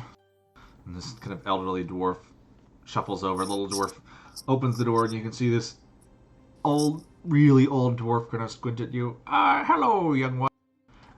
What brings you to my offices? I'm going to hold up the little piece of paper and say, do you know what this is? As you have been kind of let in, the other dwarf has left, shut the door behind you, so it's just you and this really old dwarf in there. The old dwarf is kind of... sorry, do you mind setting that down on the table? I can't see quite so well as he kind of like fumbles through some of his pockets for a moment. I'll just kind of slide it onto his desk. Alright. He kind of... As you set it down, he pulls out of his pocket this really old set of spectacles. They're huge and thick. His eyes are like magnified and massive in front of you. As he kind of looks down at it, he's... where did you get this? I saw it in a book that was owned by a mage. And he did not want me to look at the book, Well, so of course he didn't want you to look at it. And the dwarf like scoops it off the table and like crumples it up and like really firmly squeezes it. And then he kind of tosses it on the floor. You can't just go around drawing arcane infernal symbols you find in any old book from a wizard. What's wrong with you? He was being very secretive of it, and I was worried about his overall intentions because he's supposed to be teleporting us somewhere. So I remembered what it looked like, and I would like to know what it is. You just said it's infernal. Is he working for Amadeus? No. Even what? All of that beside getting him teleported by random wizards you hardly know. Let me just say, this whatever book you found is not a book you should be reading out of. That wizard was highly irregular, letting someone who can't read these things look around in books of the infernal chaining and gathering elemental power from the nether reachers. Such power is not for the likes of mortal beings. So you said infernal chaining, and what was that? Elemental something or another? Oh, what? You're not supposed to know that stuff. Stop it. Don't write that down. Wait, but what did you said elemental powers? No, I did not teaching you anything about how to steal the power from devils and turn it to your own will. No such thing like that. Whoa. Steal power from... You can do that? No. Why would anyone ever be able to do such a thing? Well, no, Devils never give up their own power. And the ability to do it would be insane. Of course not. That's why you have to steal. You think this mage is trying to steal power from devils? Well, I certainly hope not. And also, I definitely didn't say anything about that. And who am I to go around accusing members of our Mages Guild of untoward philosophical negativity or whatever? Wait. So is this common? Like, is this something a lot of mages do?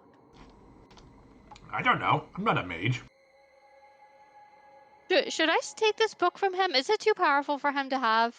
Well, it's certainly too powerful for you to have, so I wouldn't recommend you touch it ever again.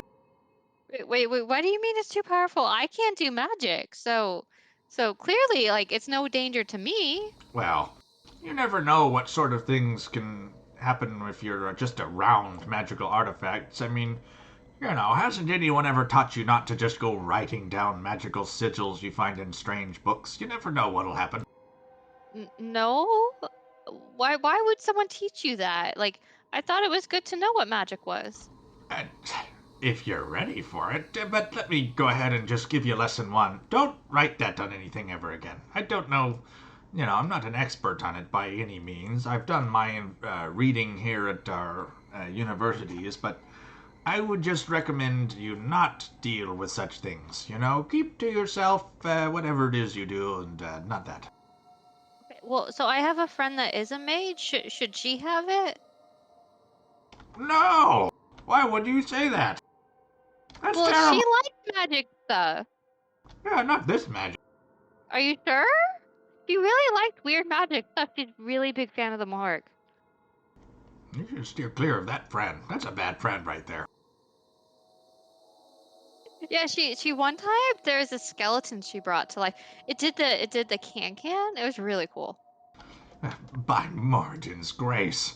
Such things I've heard here today and seen. This is just too much. So she should definitely have the book. Got it. Okay. Give Demetari the book. Got it. I'm saying this in my head. Goodness gracious. Is there anything I can help you with that's not teaching you about transferring infernal power into yourself and telling you to stay away from certain books held by strange wizards you find in the woods? Yes. So my friend who does drugs, also great friend by the way, he had a vision about some shards that are like an ancient dragon, like the scales of an ancient dragon. Anyways, my other friend who was talking to an ancient dragon said that some of the shards are actually here. We actually found one in a prison. But do you know anything about like a shard in how do you pronounce this city? A Karanath?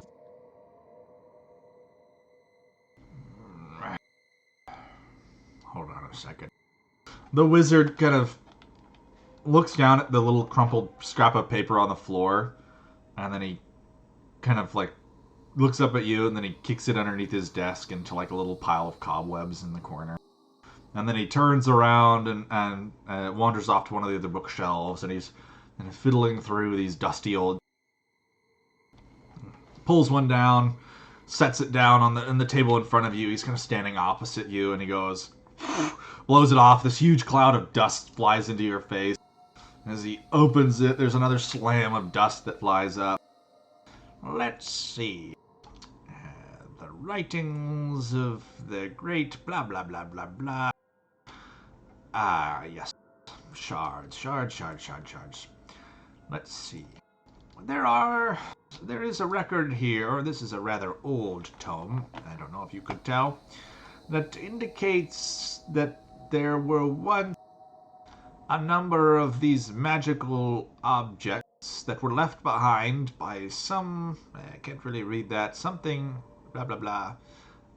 Let's see, there's one in Akaranath. Oh, let's see, I would assume that one was likely claimed by their accounts. So I'll probably that one off. Don't worry about that one. Wait, what do you mean their council? Whose council? Karanath's council? Yes, Akaranath, run by the Order of Boundless Nightmare, powerful Manjocracy, all Oh, that that's stuff. the Necromancer city. Got it. Okay. Whoa, shh. Open secret. We don't say that aloud. They don't like it. Their yes. council probably has it. Okay, what about the other two? Let's see. This says that one of that was on this continent was lost, and the third one was what?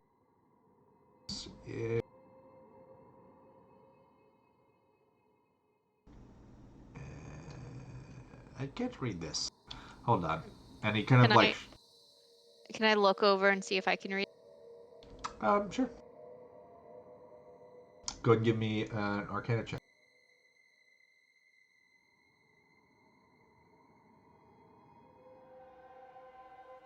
Okay.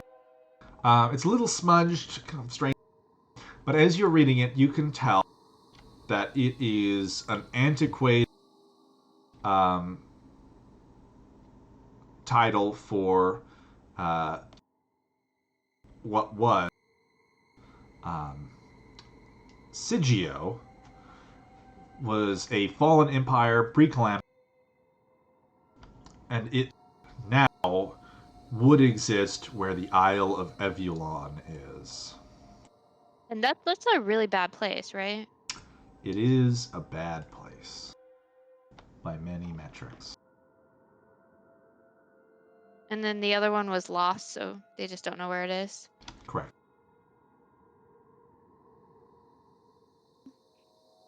That's super useful. Thank you for your time.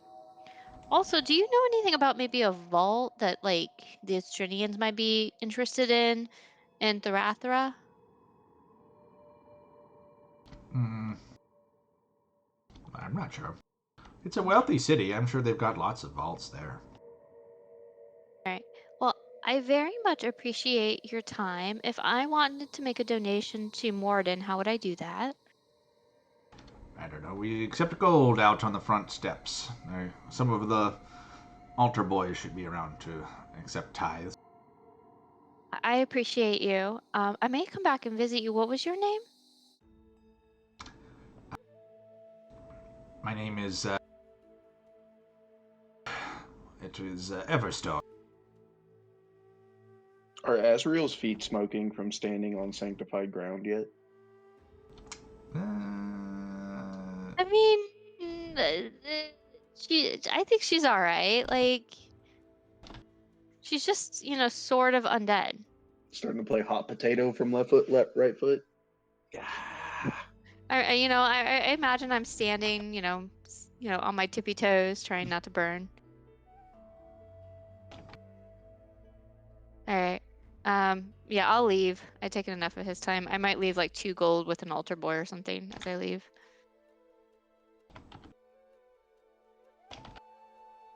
All right. So yes, you And then- depart High Priest Everstone's offices, the Temple of Moradin, and a couple of gold to one of the altar boys as you descend down the steps and out into the city. I'll go back to the manor, and I don't know, over lunch, I guess I'll let everyone know what I found out. What are the rest of you guys doing? So I know Snow and Romney are going shopping. Javid, where are you going? Well, I went to Oh, that's go right. You buy were shopping some too. arrows, and then I would go to the council to see if we could get an audience. I will say, you, as you arrive in the Fletcher's shop, they recognize you, your face, your statue, and they are more than willing to hand you 30 arrows, no charge, for the hero of Torvir Deep. Oh, lovely. This will come in very handy, and we will definitely put it to further use in advancing the cause of Torvir Deep. You can be assured of that. The little halfling who fletched the arrows kind of claps to the desk and, that's my understanding. You do good work out there. I'll sleep easy knowing my arrows are doing something more special than they ever have before. Thank you. So we can just walk around and people recognize us? Sometimes. Can I just walk around and let people recognize me? Go ahead and give me a... What is the opposite of a stealth check? Yeah, I guess what's the opposite of a stealth check? Trying to get everyone to look at your face. Wouldn't that be like performance or something? Yeah, I'll say give me a performance check.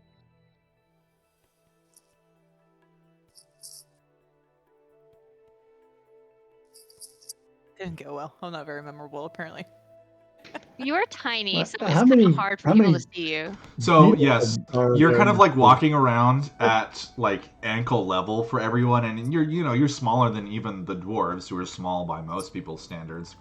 And as you're walking around, kind of in front of you, like through one of the crowds, this like, child dwarf, no older than like 5 years old, tugs at her mom's skirt and is like, "Mommy, look, there's one of the heroes of Torvir Deep." And the dwarf like picks her up and is like, "Okay, that's nice," and just like pats her and like walks off through the crowd. Tough. I'm like being super shitty. Like, remember that time I killed a dragon? No? And people are just like, Who the fuck is this? Stop. Okay. you see, while we're- I will say you're able to see because you guys are very memorable and you do stand out a little bit. You spot a few people who like look at you and they kind of double take and they're just like, why does that person look familiar to me? Weren't you in that one play? The Playhouse? I'm like, where have I met this person before? And like they'll go home like an hour from now and be like, "Oh my, by Moradin, that's what it was." Take it. It's fine. Well, me and Snow are like, by the way, I'm hauling ass. Like I'm moving. I'm shopping pretty frantically at this point, and I'll explain to Snow. So I talked to Mr. Prince, and he did not sound good. It sounds like we are running out of time with him.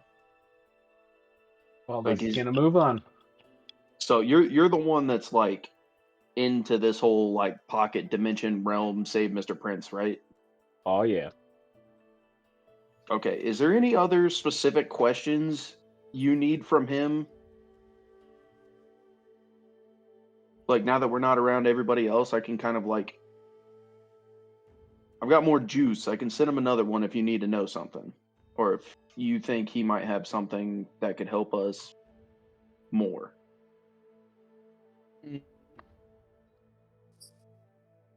I would ask him the status of the entryway that we used to use. If anyone has breached the library or is attempting to breach it currently. So I know someone's trying to get in there. I know that, and Mr. Prince is doing everything he can to make sure that doesn't happen, and that's why he couldn't really talk. I mean, You, we could do you see know if there's- anybody else that I could like send a message to in there? Hmm. What about the owl?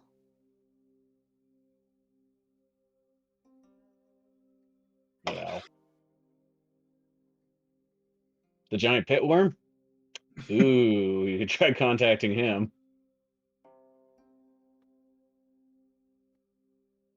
Anyway, Hmm. I got to get this stuff because I have an idea, and I got to get back. I got to talk to Briar. I got to have a conversation with her because I got an idea for her stuff too. I don't know. I got to go.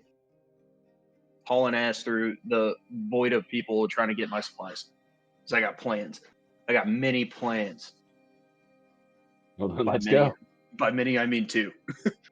And obviously, we're stopping at the stalls on the street trying to get like roadies as we're shopping. There's no way I'm not shopping without roadies. 1 second. All right.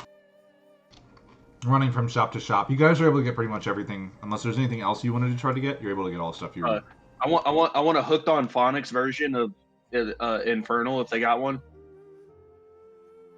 I'm just gonna disappear into the crowd for a second, then reappear at his side with two steins.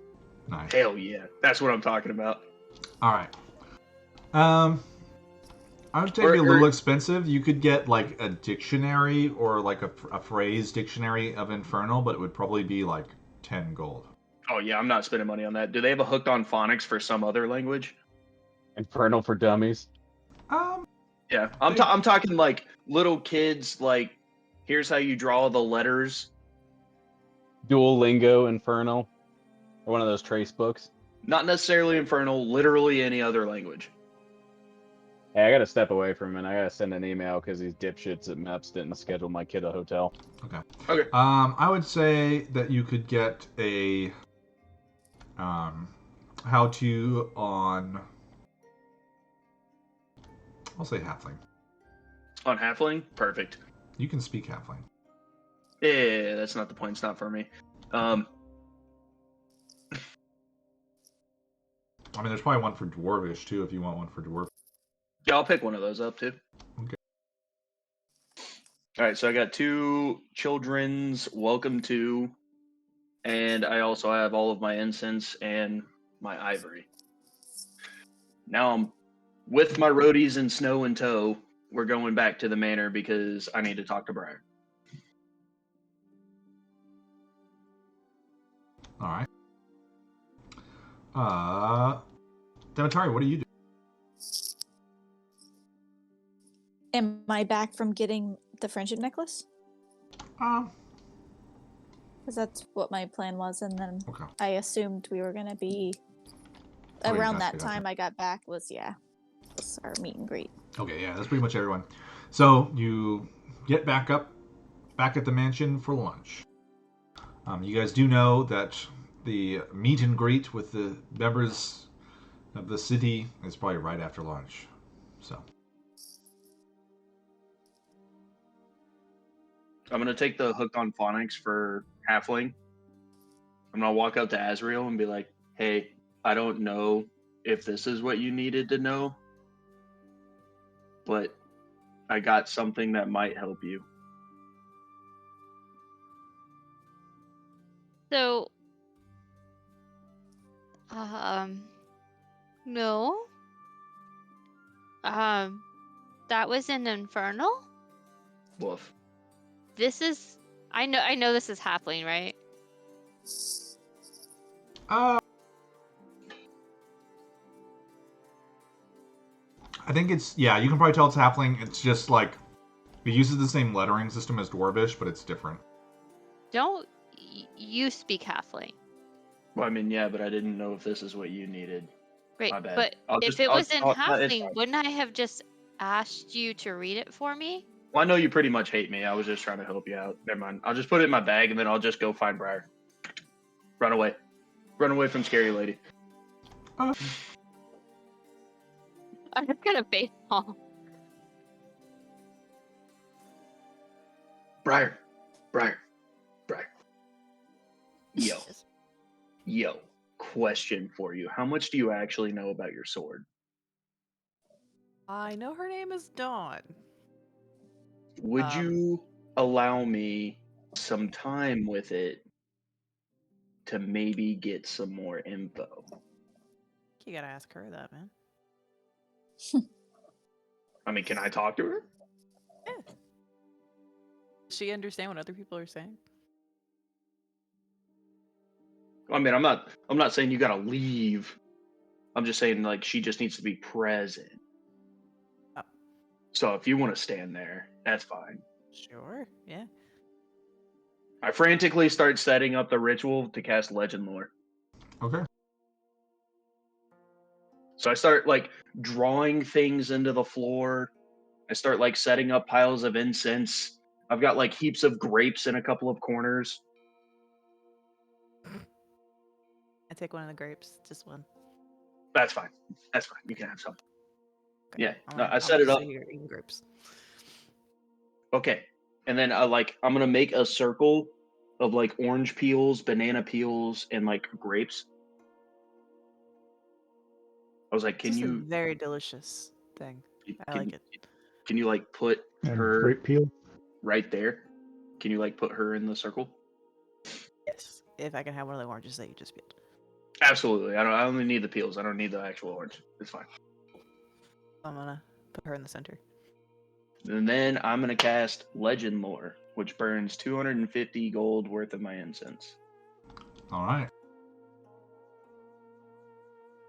It takes you a while to set up the spell, and a great deal of concentration upon the blade.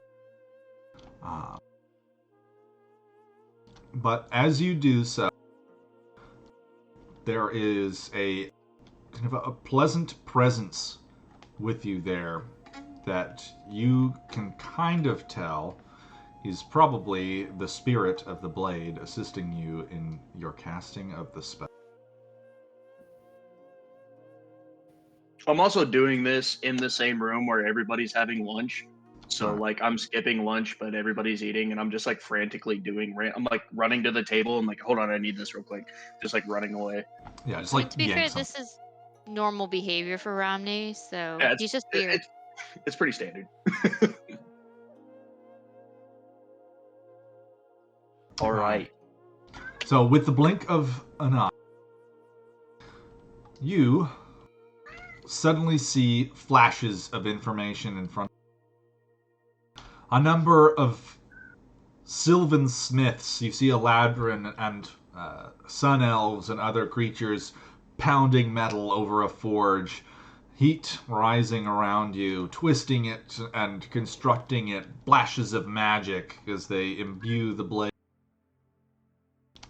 Another flash of information, and the blade slides into this ornately crafted sheath in front of an elf in full paladin's regalia, and she appears to be an elf of Coralon.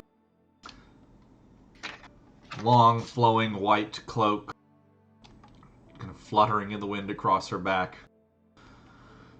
Another flash, and you see the elf, now battered and bloody. Her armor is dinted and stained, the cloak ragged, as she stands in front of a massive field covered in bodies, like writhing in this massive combat. You can see all kinds of creatures there. Massive giants swinging clubs down on other creatures. And the elf draws the blade up. You can see it is damaged. There are chunks taken out of it, dents in the blade, scuff marks across it. As she leaps towards this massive, strange aberration. 6 arms, like, grabbing weapons as they slam down towards the paladin. A blast of energy as she cuts through it, slaying a massive beast. And as she does so, another flash. And you see the elf looking up at the sky above her, the battle around her calming, the earth shifting around her as the calamity grows to a close. The blade is shattered into pieces across her. Its hilt is still in her hand as she perishes in the calamity.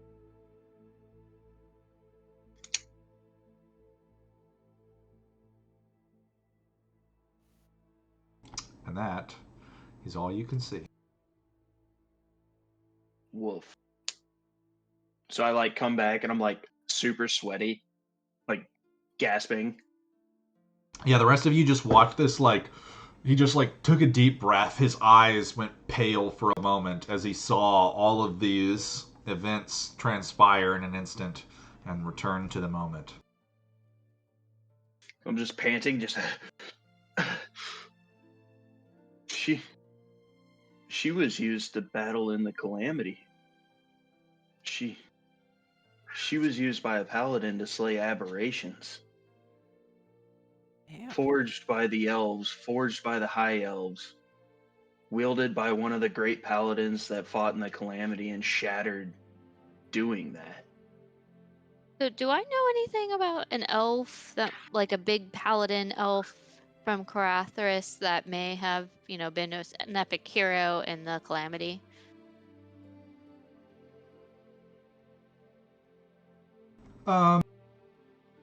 Karath didn't. They sort of participated in the calamity. Go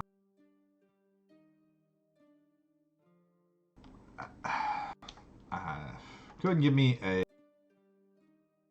history check.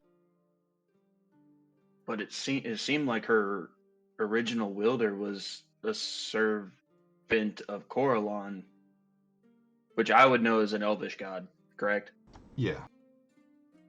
So that might be more for you guys to discuss. Yeah, Maybe it I mean, so Azriel was originally half elven, and she has elven ancestry. Like her mother was elven, her grandmother was elven.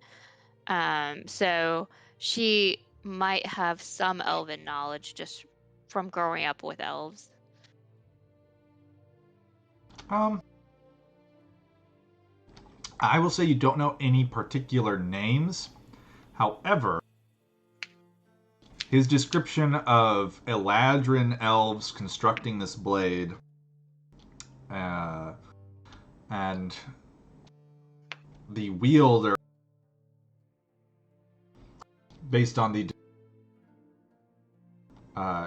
you can tell that it was probably an Eladrin who wielded the blade, not an elf in particular. But what you are somewhat familiar with, you don't know the names, but you do vaguely remember tales of there being paladins in service to the Fey courts who travel to the material plane and to right wrongs and fight for justice and do all kinds of paladin things.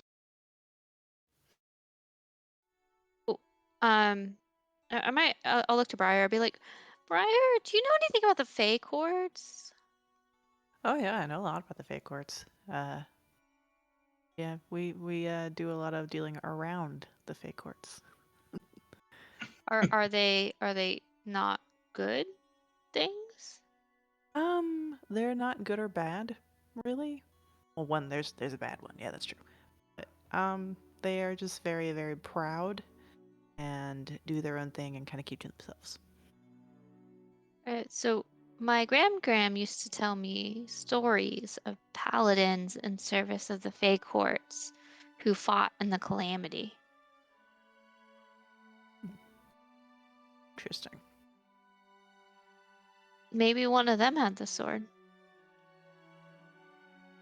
Yeah, Maybe I'll you have to could talk ask with her. Maybe she remembers. Yeah, she seems to be a little more awake now. Maybe I can just talk with her. I'm gonna pick her up and be like, "Hey, Dawn, what was that about?" That was my creation and my purpose that I have long since served. My original wielder was Karina, a great Eladrin warrior. I was created just for her, but she is long gone. Well, are you okay to hang out with me? I am. You seem a worthy successor. Uh-huh. Okay. I'm gonna tell them. Does their name Karina ring any bells with anyone? no, I've got no idea. We've never said names. They were more like fairy tales. Okay. Well, that's very interesting. But Thank you, maybe Rhonda. you could be a fairy tale. I am a fairy tale. That spell hurt. Snow, I'll give you advantage. You can roll again. Me? Snow. Nope, not high enough. Never heard of it. All right. Using the same circle, I want to cast Divination while I'm at it. Okay. So, what you guys would notice is when I cast Legend Lore, is like all the grapes and orange peels and stuff stayed, even after the flash of magic. But when I go to cast a second spell, all of them start erupting in like holy flame and get consumed. We're trying to And have lunch. No, I was gonna say I'll stop eating them. yeah, I'm blacked out at this point. I'm in it. So my question is I know we are making our way to Mr. Prince, and I know it'll take us some time, but are the Astrinian forces going to breach the library before we get to them? That is my question.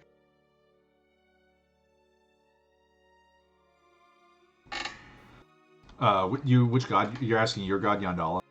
Yeah, absolutely. Gondala. Oh, and I'm slamming an entire, which is more than any of you have ever seen, but I'm slamming like an entire mug's worth of my special beer. All right. As you drink the beer, you realize sitting in front of you, only you can see a spectral form of Yandala. She kind of looks up at you and, I'm afraid it is too late. You will not arrive in time.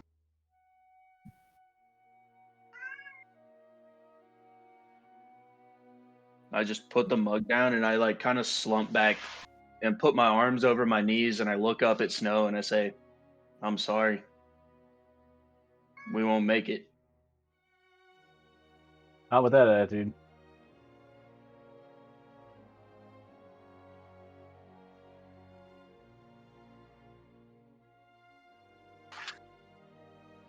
Even if we get like magically transported there. Woof.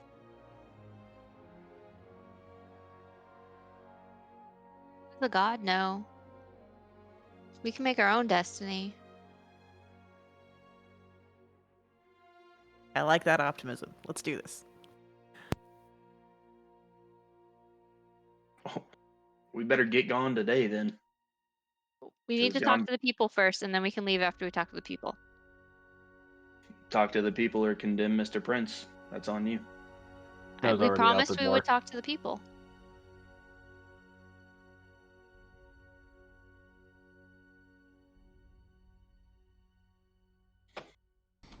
All right.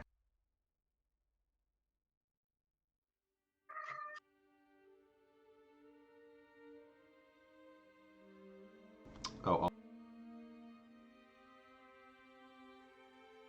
I actually have to get going, y'all. It's like 5 till 5. Sure. We can go ahead and pause here for the week, and next week it'll be the. Actually, let's go ahead and do the. We'll keep playing. I think there won't be any fighting or anything super exciting without you, Emily. Alrighty, guys. I'll see you later. Bye. So, continuing on, you finish lunch and begin to get set up for your meeting with the townsfolk. I was packing his bag. So You're not I've always packed moved- and ready to go?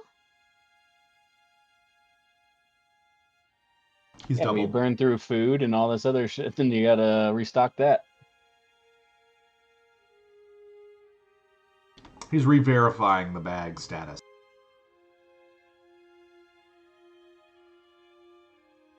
All right. The rest of you, as you depart from lunch, you can see that Mr. Tormund has set up a number of chairs out on the front lawn of the manse. There are 6 of them for your party to kind of look down at the yard, and then there are a few chairs set up there. Some other barriers, ropes, and things that have been set up to kind of corral the folk. But overall, it is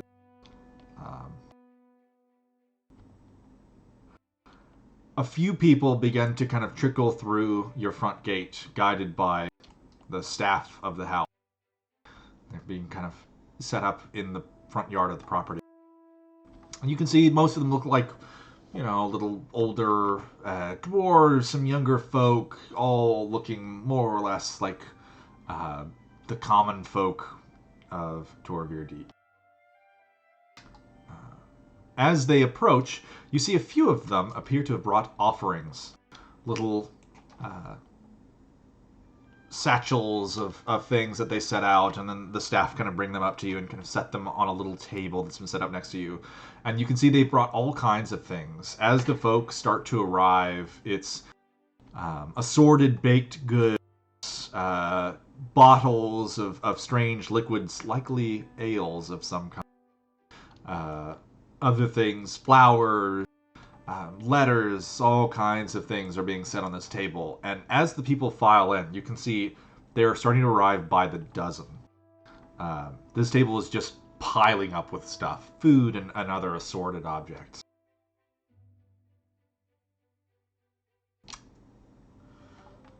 Is it only the 5 of you? Because Snow is busy off doing other things, getting ready for travel. Javid is also off and wanted to brief the council. All right, so Javid has left, so that would leave, I guess, Azriel, Briar, and Dimitari. What about Romney? What's Romney I'm not doing? a hero. Definitely not a Are hero. you gonna be with us? Playing. We need somebody there to make sure they don't get all crazy. I don't do crowds. All right, so I guess it's just the women of the party.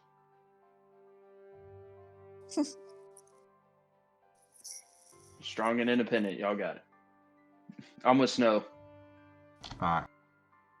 Romney and Snow are busy packing up.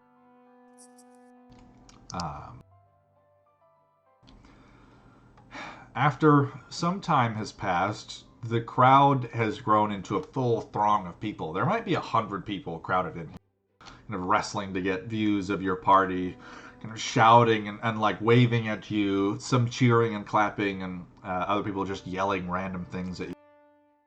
Are they good things or bad things? Mostly good. Is anyone saying bad things? You can hear a few people. You hear the occasional voice where someone yells, "My house burned down! Why didn't you stop it?" Okay, that's not bad. Not like, you suck, I hate you. That might be a different problem. Alright. So, Mr. Tormund eventually brings the crowd to a hush and allows you to speak to them.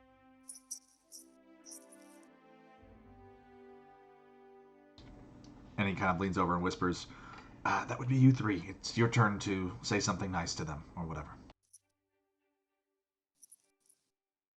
Thank you so much for these gifts, but that's not why we called you here. We understand that there's been a lot of upheaval, and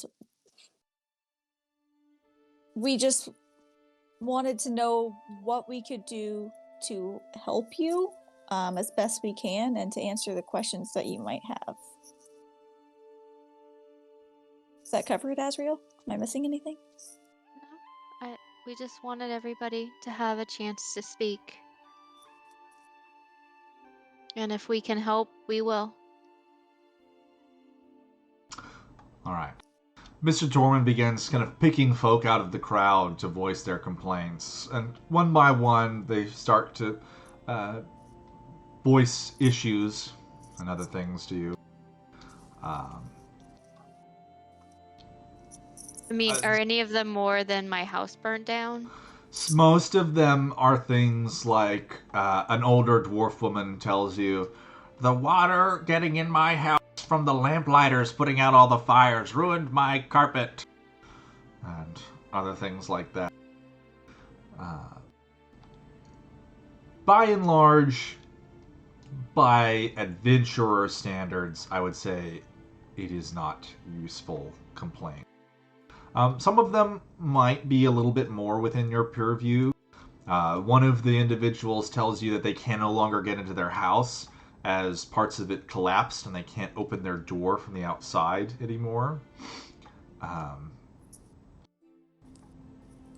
But that's pretty much it.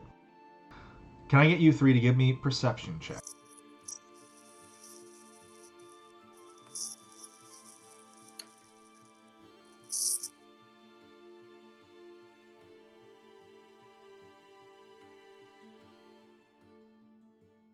Hold on, let me roll for Brett.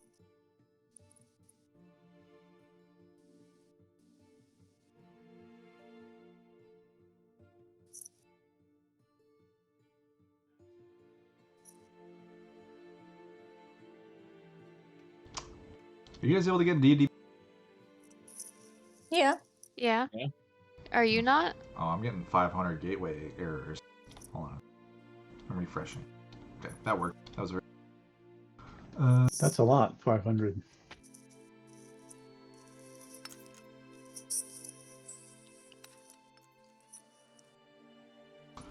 Well, Briar's got a set. She's just basking Yeah, in she's... all of the... There's, like, as this... there are the individuals who are being chosen to kind of voice their complaints, and by no means are you guys able to get through the whole crowd. Not even close. But Briar is just, like, standing up on the chair with her arms akimbo on her hips, enjoying people. Like, every once in a while there's a shout, like, I love you guys! Kind of thing. However, Asriel, you note, as you're kind of scanning the crowd, some of the people in there... So I'll say there's a few different, like, types of person who appear to have come to visit. There's the kind of, like, elderly, infirm, overly young people of the city who, like, legitimately might need help. But it's things that might not necessarily be worth your time in this context. People who, you know, haven't been getting enough food and they're hungry, but they're still eating. There are food handouts from the guild masters on the lower city. And then there's the people who just came here to air random grievances, and there's more than a couple of them. And then you note in the crowd that there are a few people who look a little bit rough, a little bit kind of mercenary types, you know, guys who've seen more than their fair of fights, who are there to just kind of eye you a little bit. You know, they're looking, investigating, looking around the crowd. Are they doing anything to the crowd? Like, is No. anyone pickpocketing or... You don't notice any pickpockets or anything of that sort, but they're definitely just like kind of looking around at everything, eyeing your party, the three of you. But nobody seems to be doing anything. No one's, you know, drawing weapons or anything of that sort. They look unfriendly. Okay. I'm gonna take a mental note of those people. When I have time to go hunting, I'm gonna find them. All right. Dimitari, you, as you're kind of scanning the crowd, you suddenly note a figure that, while his look should stand out, he has done a very good job of blending in with the crowd. It is a rather tall, kind of vaguely human look. He has kind of deep purple eyes, this like silvery blonde short hair, very handsome, who appears to just be watching you. He's in this black cloak, kind of pulled down a little bit. And he's looking right at you. You make eye contact with him. I'm gonna mind Link and ask who he is. Alright.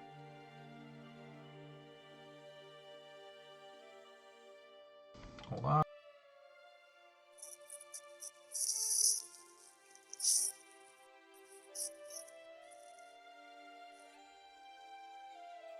He responds in his head, I had heard of you in the city, and I figured you were one of us. I am Torin. It is nice to meet another Kalishtar here.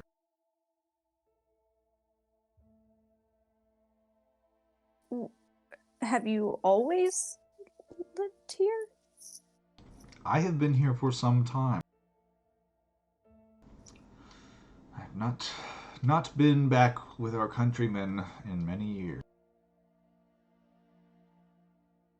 What is your purpose here? My family died some time ago, and I came here looking to get away and get work. It seemed like as good a place as any to hide myself away.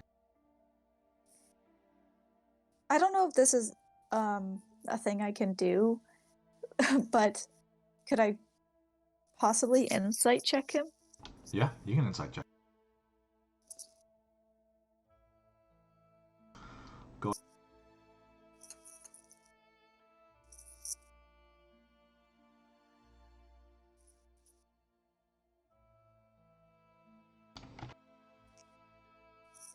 All right.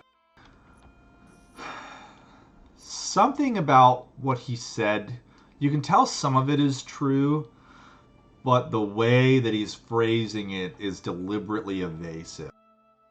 And it's unclear why. But you do know that something about his demeanor to you says there's more to what he is saying than what he admits to freely.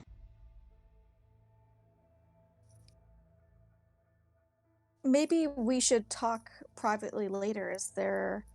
I'm gonna be honest, we have lots of plans and you're not, where could I meet you or get in contact with you? Because yeah, that's pretty much it. I feel like I'm gonna be awkward anyway because there's a very handsome Kalishtar man that, and I don't socialize well. So this is pretty fitting.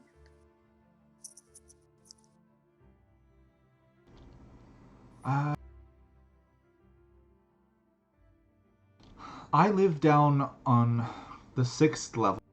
If you wish to meet me at Arkelin's Alehouse, I could certainly visit there, and we could speak more, if you wish.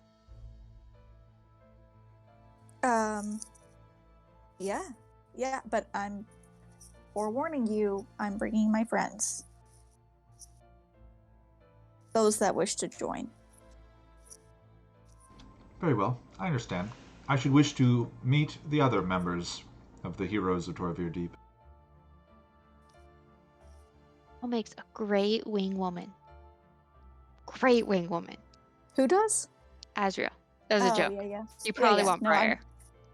Because she's a wing woman. Well, Wish she was here.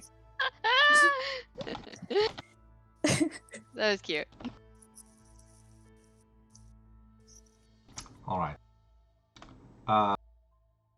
As you guys have spent probably easily an hour listening to people's gripes and complaints and praise and admiration and all the gamut of human emotion shown to you, Javid, you arrive at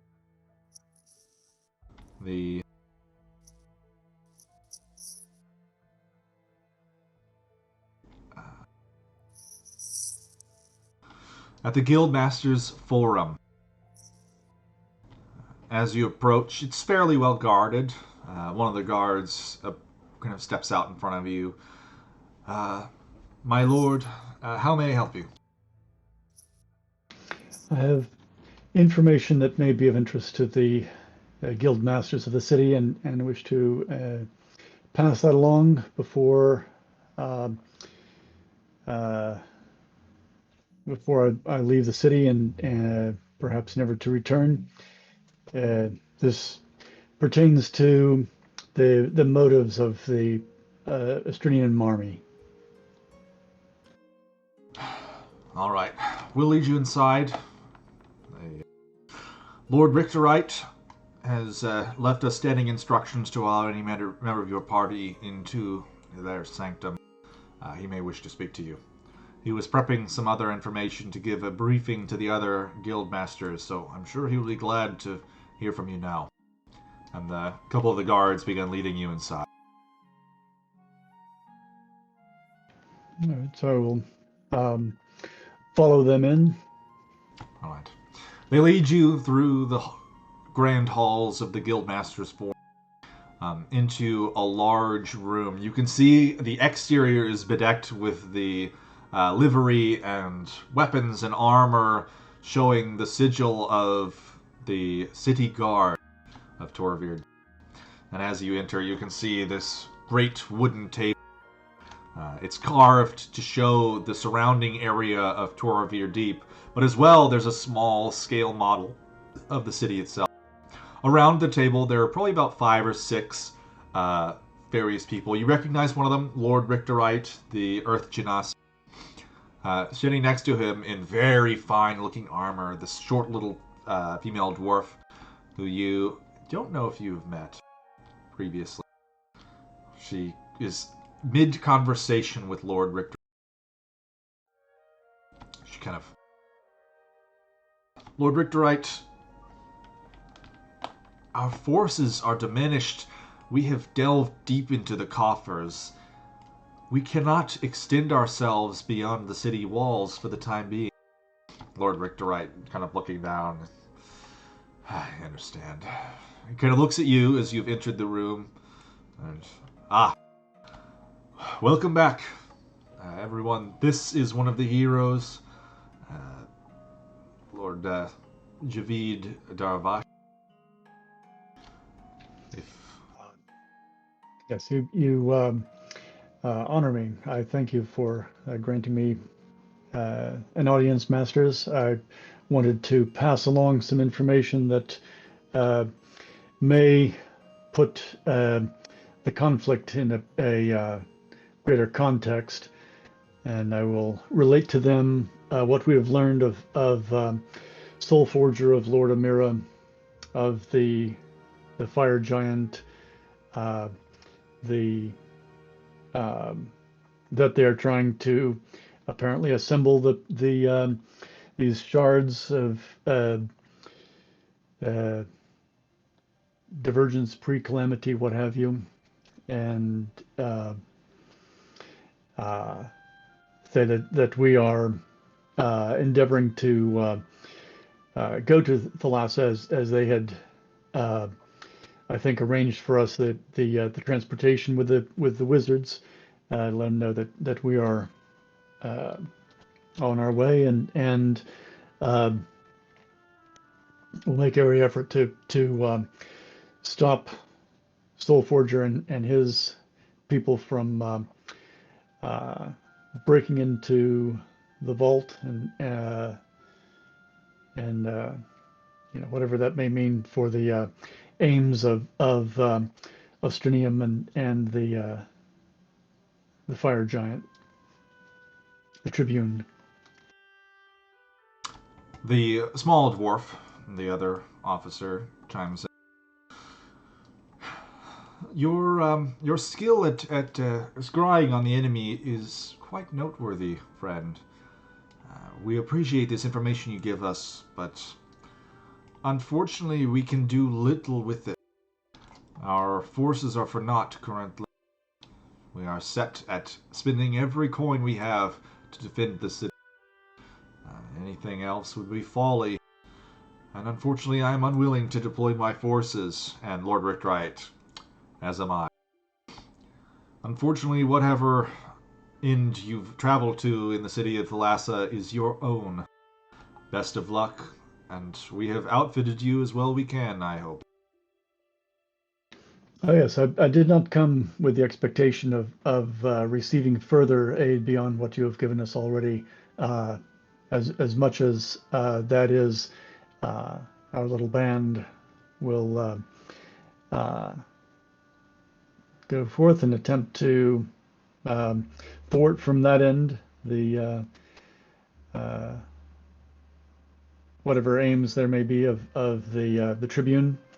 I simply wanted to make you aware of our efforts, if that could put into a broader picture what your own intelligence has given you. We appreciate it. And I'm afraid if I had not introduced her previously to you, this is my second in command, Lord Ava Coldsilver. She succeeded me after I succeeded Lord Silverpride, who perished during the siege.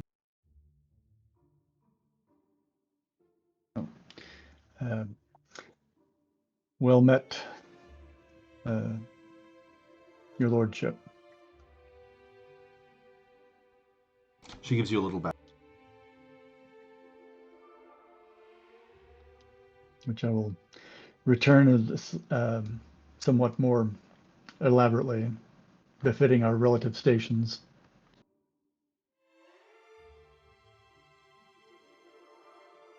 Additionally, I should inform you that my title now should be Elder. I am Elder Richterite upon my promotion. An honor for yourself and the city to exalt you as so.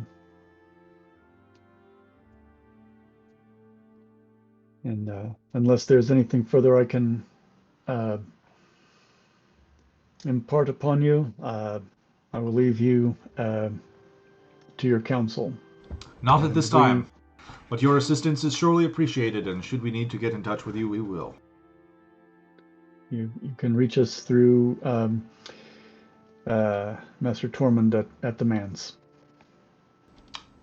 Thank you. Or through other means as you have at your disposal. They bid you farewell and continued their discussion of the status of the city. All right. I will return to the mansion. And if the audience is still going on... by the time you get back, they're probably gone. There's like people milling about outside, but the event has transpired. Snow and Romney come out of the manse and basically yeet everyone's bag at everyone. Like, all right, time to go. So before we go, and I probably would have announced this. Well, two things. I would have said everything that I had learned at lunch. Everyone has that information. But B, I want to see if we can form some type of civic committee. So those that need jobs, right, they can help out. And those who need help with, like, you know, replacing carpet, fixing roof damage. Like, maybe we can start a fund. Like, we'll pay, you know, a couple silver a day, whatever the day labor wage is for people like to... mold in the drywall. Yeah, exactly. Right? You know, Snow public says, works. good luck with that, and then starts walking down the road. Okay. Well, I'm gonna ask Corman to try to form this for me. I'll leave him a bit of gold. What should 50 gold be enough, or does he need 100? 50 gold would be 50 days worth of 5 unskilled workers. Okay. Or I'll go with 100 gold, just so there's enough in case we need more than 5 workers. 100 gold could get you 2 skilled workers for 50 days. Okay, I'm gonna do that. I'm gonna leave him 100 gold. And so I wrote down all the complaints and the people who need work on their houses, the people who need food. Well, you know, to get food, they can have jobs. And then have him, I wrote down all the names and then say, you know, form a civil committee, right? Public Works. Let me mark off that gold. And kind of piggybacking off of that, I think that I would make a point to say that you guys might think we're heroes, but we would not have been able to do this without you. And I think that you should depend on each other. And then I'm going to gesture towards all the offerings and stuff that they gave and share amongst each other. Yeah. So it's your... go ahead. I was just gonna say, like, the people who need food, they can take food from there. But like, if you, to take food, then you have to offer services. That kind of like system. Okay. As you kind of inform Mr. Torment of your intentions, I will see that it is done, and that the city is better for your assistance. Is there anything in particular you wish for us to get done while you are gone on the house?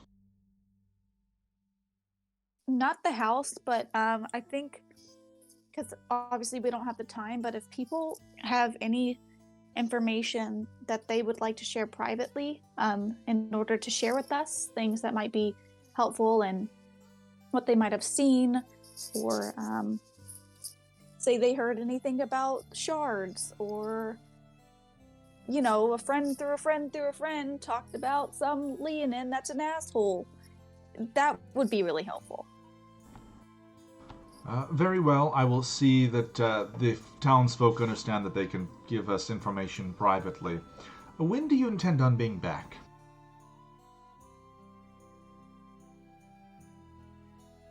If I gave you a time, you would just be disappointed. Very well. Good luck. Thank you very much for all of your assistance. All right, so Romney and Snow have brought your bags out. Where are you guys headed to now? I think we wanted to go to the mages, and if we're ready to go, pack our bags and get boomed off to Thalassa.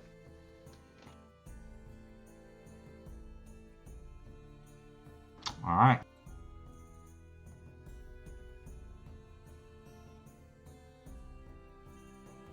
I like how Demetari makes friends with a hot Kalishtar and then just bounces. Tells him I she'll... mean, you told him you were leaving, right? She did not. She said she would meet him. In fact, the opposite. Ghosting him. Boy. But also, Oh my guys, god, that's so rude. I don't know if that was a date. That Sounded a lot like a date. Oh shit. Well, he told me he lived. Do we have time for me to? No, that seems like it's kind of needy. Oh shit, what do I do? Gamby, that's cute. You know what? That's what I'll do.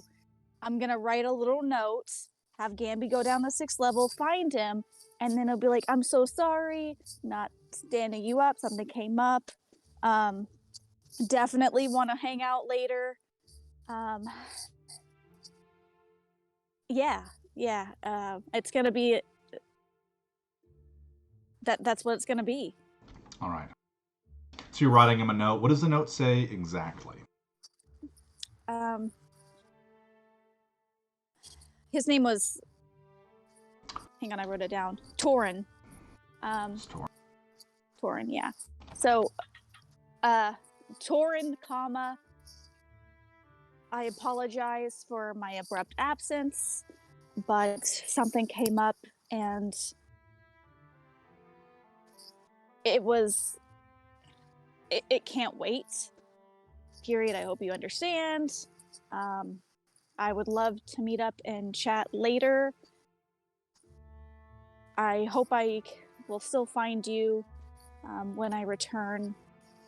I don't know when I'll be back, but let's just say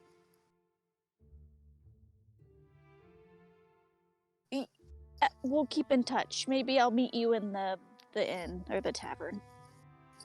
All right. Gamby flutters off to deliver the message. Totally doesn't sound like you're ghosting him at all. Oh, also, from Demetari. Wait, is there a way that I could, like, my buddy has sending, so, if you want to chat, maybe you can do sending? I don't know how this works. Like, texting through somebody else's phone. Text me later, bruh. All right. Gamby flutters off. As are the rest of you headed to the mages? Yep.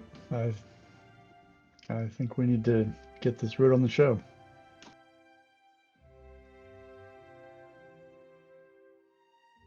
All right. I'm thinking. You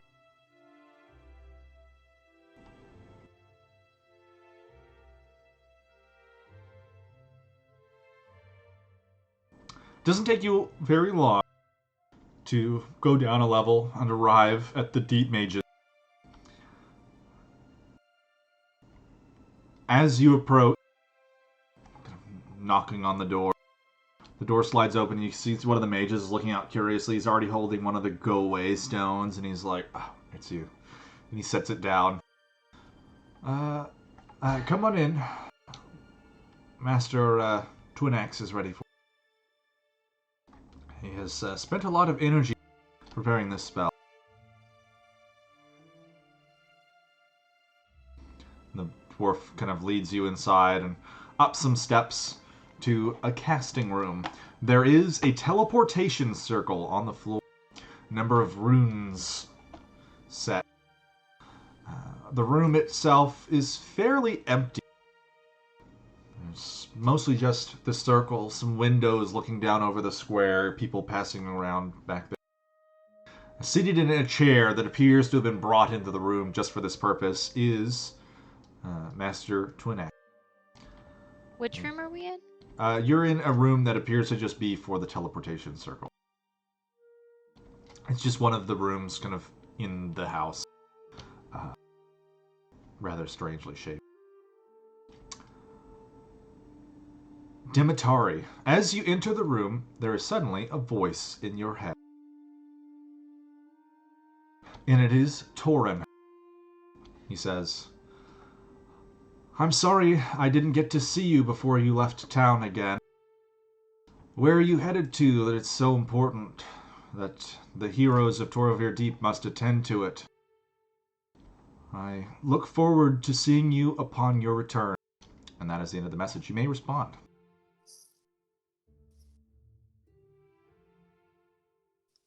We have to help a friend who's in need. I hope you can understand. My intent was not to uproot our plans. Apologies.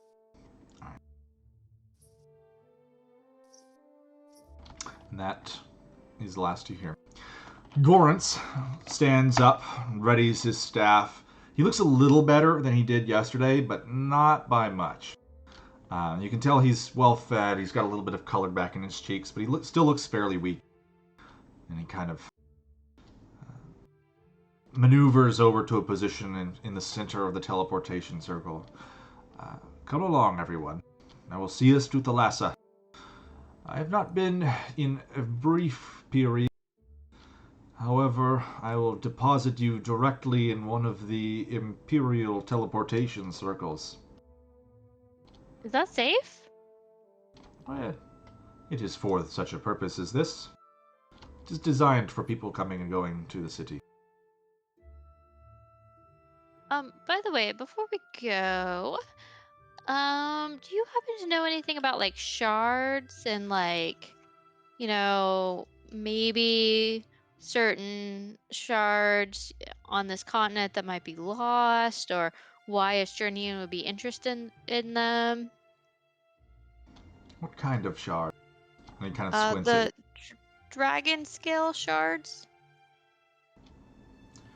you. You know quite a lot about some very strange things. Well, I actually touched one. Like I kind of channeled it through my body. It was really cool, by the way. Like really awesome. I hit the dragon with it. Kind of gives you like one eyebrow raised. Big bushy eyebrow, lots of little hairs all over the place. No, I'm fine. Don't worry about me. Like it was totally fine. I only took like 30 damage or something. No, I'm afraid I do not know anything else about the shards. I am familiar with what you speak. The shards of Azarian, the great dragon god of magic, yada yada, all that thing. But I'm afraid I know not any specifics of them. They are not really my area of interest. I look at Snow. Is that the guy that we talked to?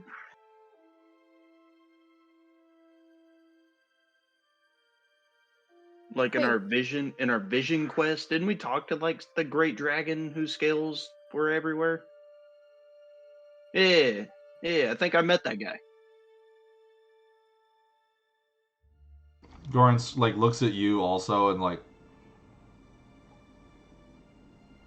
odd. Anyway, if there is nothing else, Oh, well, also, there might be like a vault. You know where the vaults are in Therathra? Because apparently Soulforger wants one of them. Like, his minions are going after it. I'm aware that there are many vaults in the city. The Empire itself constructed them by the dozen to hide their ill-gotten gains claimed from other cities and establishments across the continent. But their exact locations and methods for access are unknown to me. What about the Master Smith? She was in Therathra. Do you happen to know where she is? I'm afraid not. I don't pay attention to such things.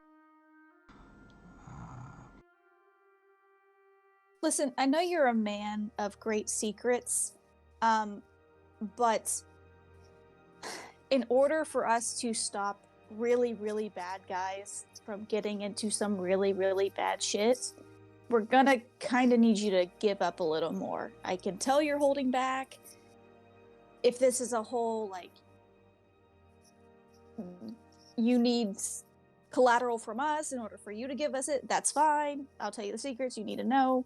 But in order for us to keep the Elder Dragon from fucking shit up hard, we need to know what it is that they're trying to get into. And if you don't have the answers, I know you know someone who does. I do not specifically know the answers, but you should talk to her uncle, and he gestures at Briar.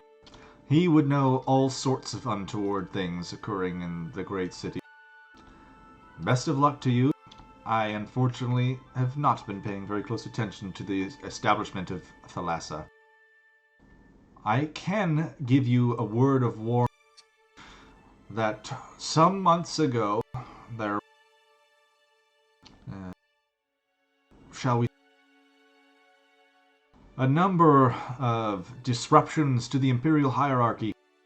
The Empress Cotella, her daughter, apparently has fallen sick, and they are on poor terms with the Prince Heraclius, the son. The city has a strict caste system, so be wary of your interactions with those who may see themselves as above you. No one is above me. They will not take kindly to such insinuation. Thank you. I find that information quite vital.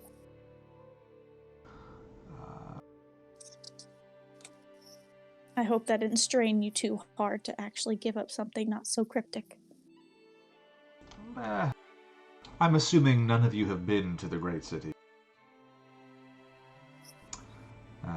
As well, be warned that the city is fairly matriarchal. A woman of the same social status will have a higher rank than any man.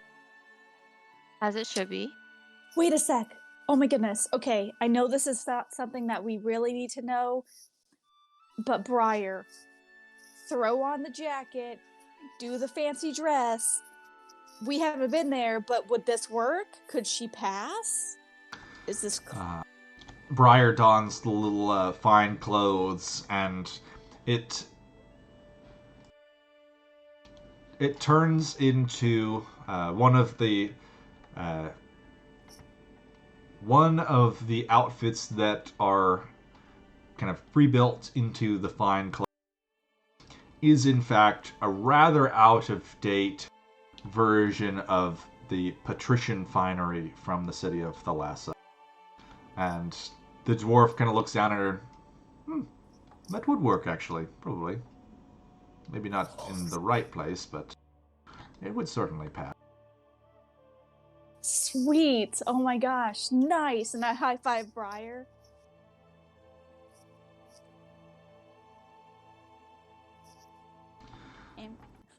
Very well. Let me steel myself. And with the rest of you surrounding him on the teleportation circle, he begins to cast the spell.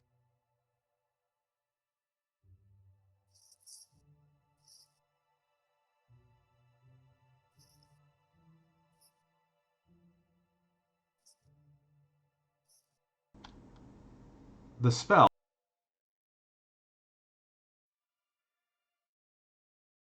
works. There's a flash of light. You feel this like travel over a great distance, over brief second, and you suddenly find yourselves in a pitch black hall.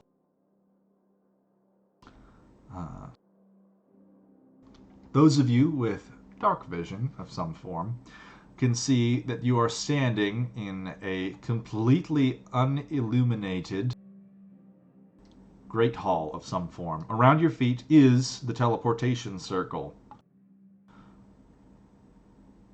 But all of the torch sconces on the walls are dark.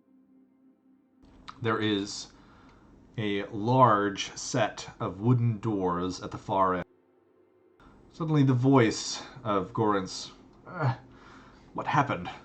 And he kind of taps his staff, and this like blast of light comes off of the top of it and kind of illuminates the area around.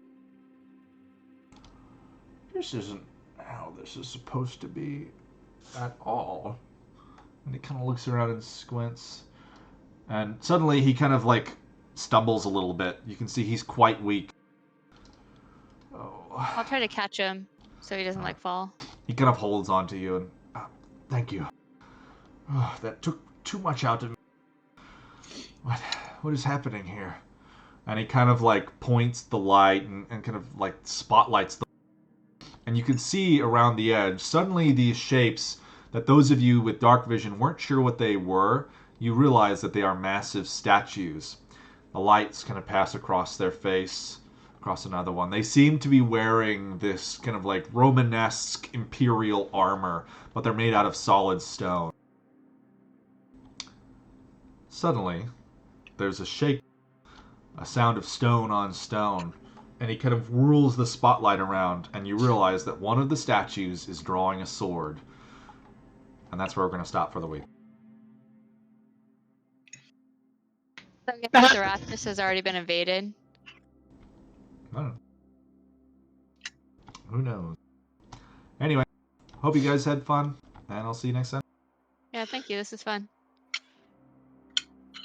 Yeah, this is a great story.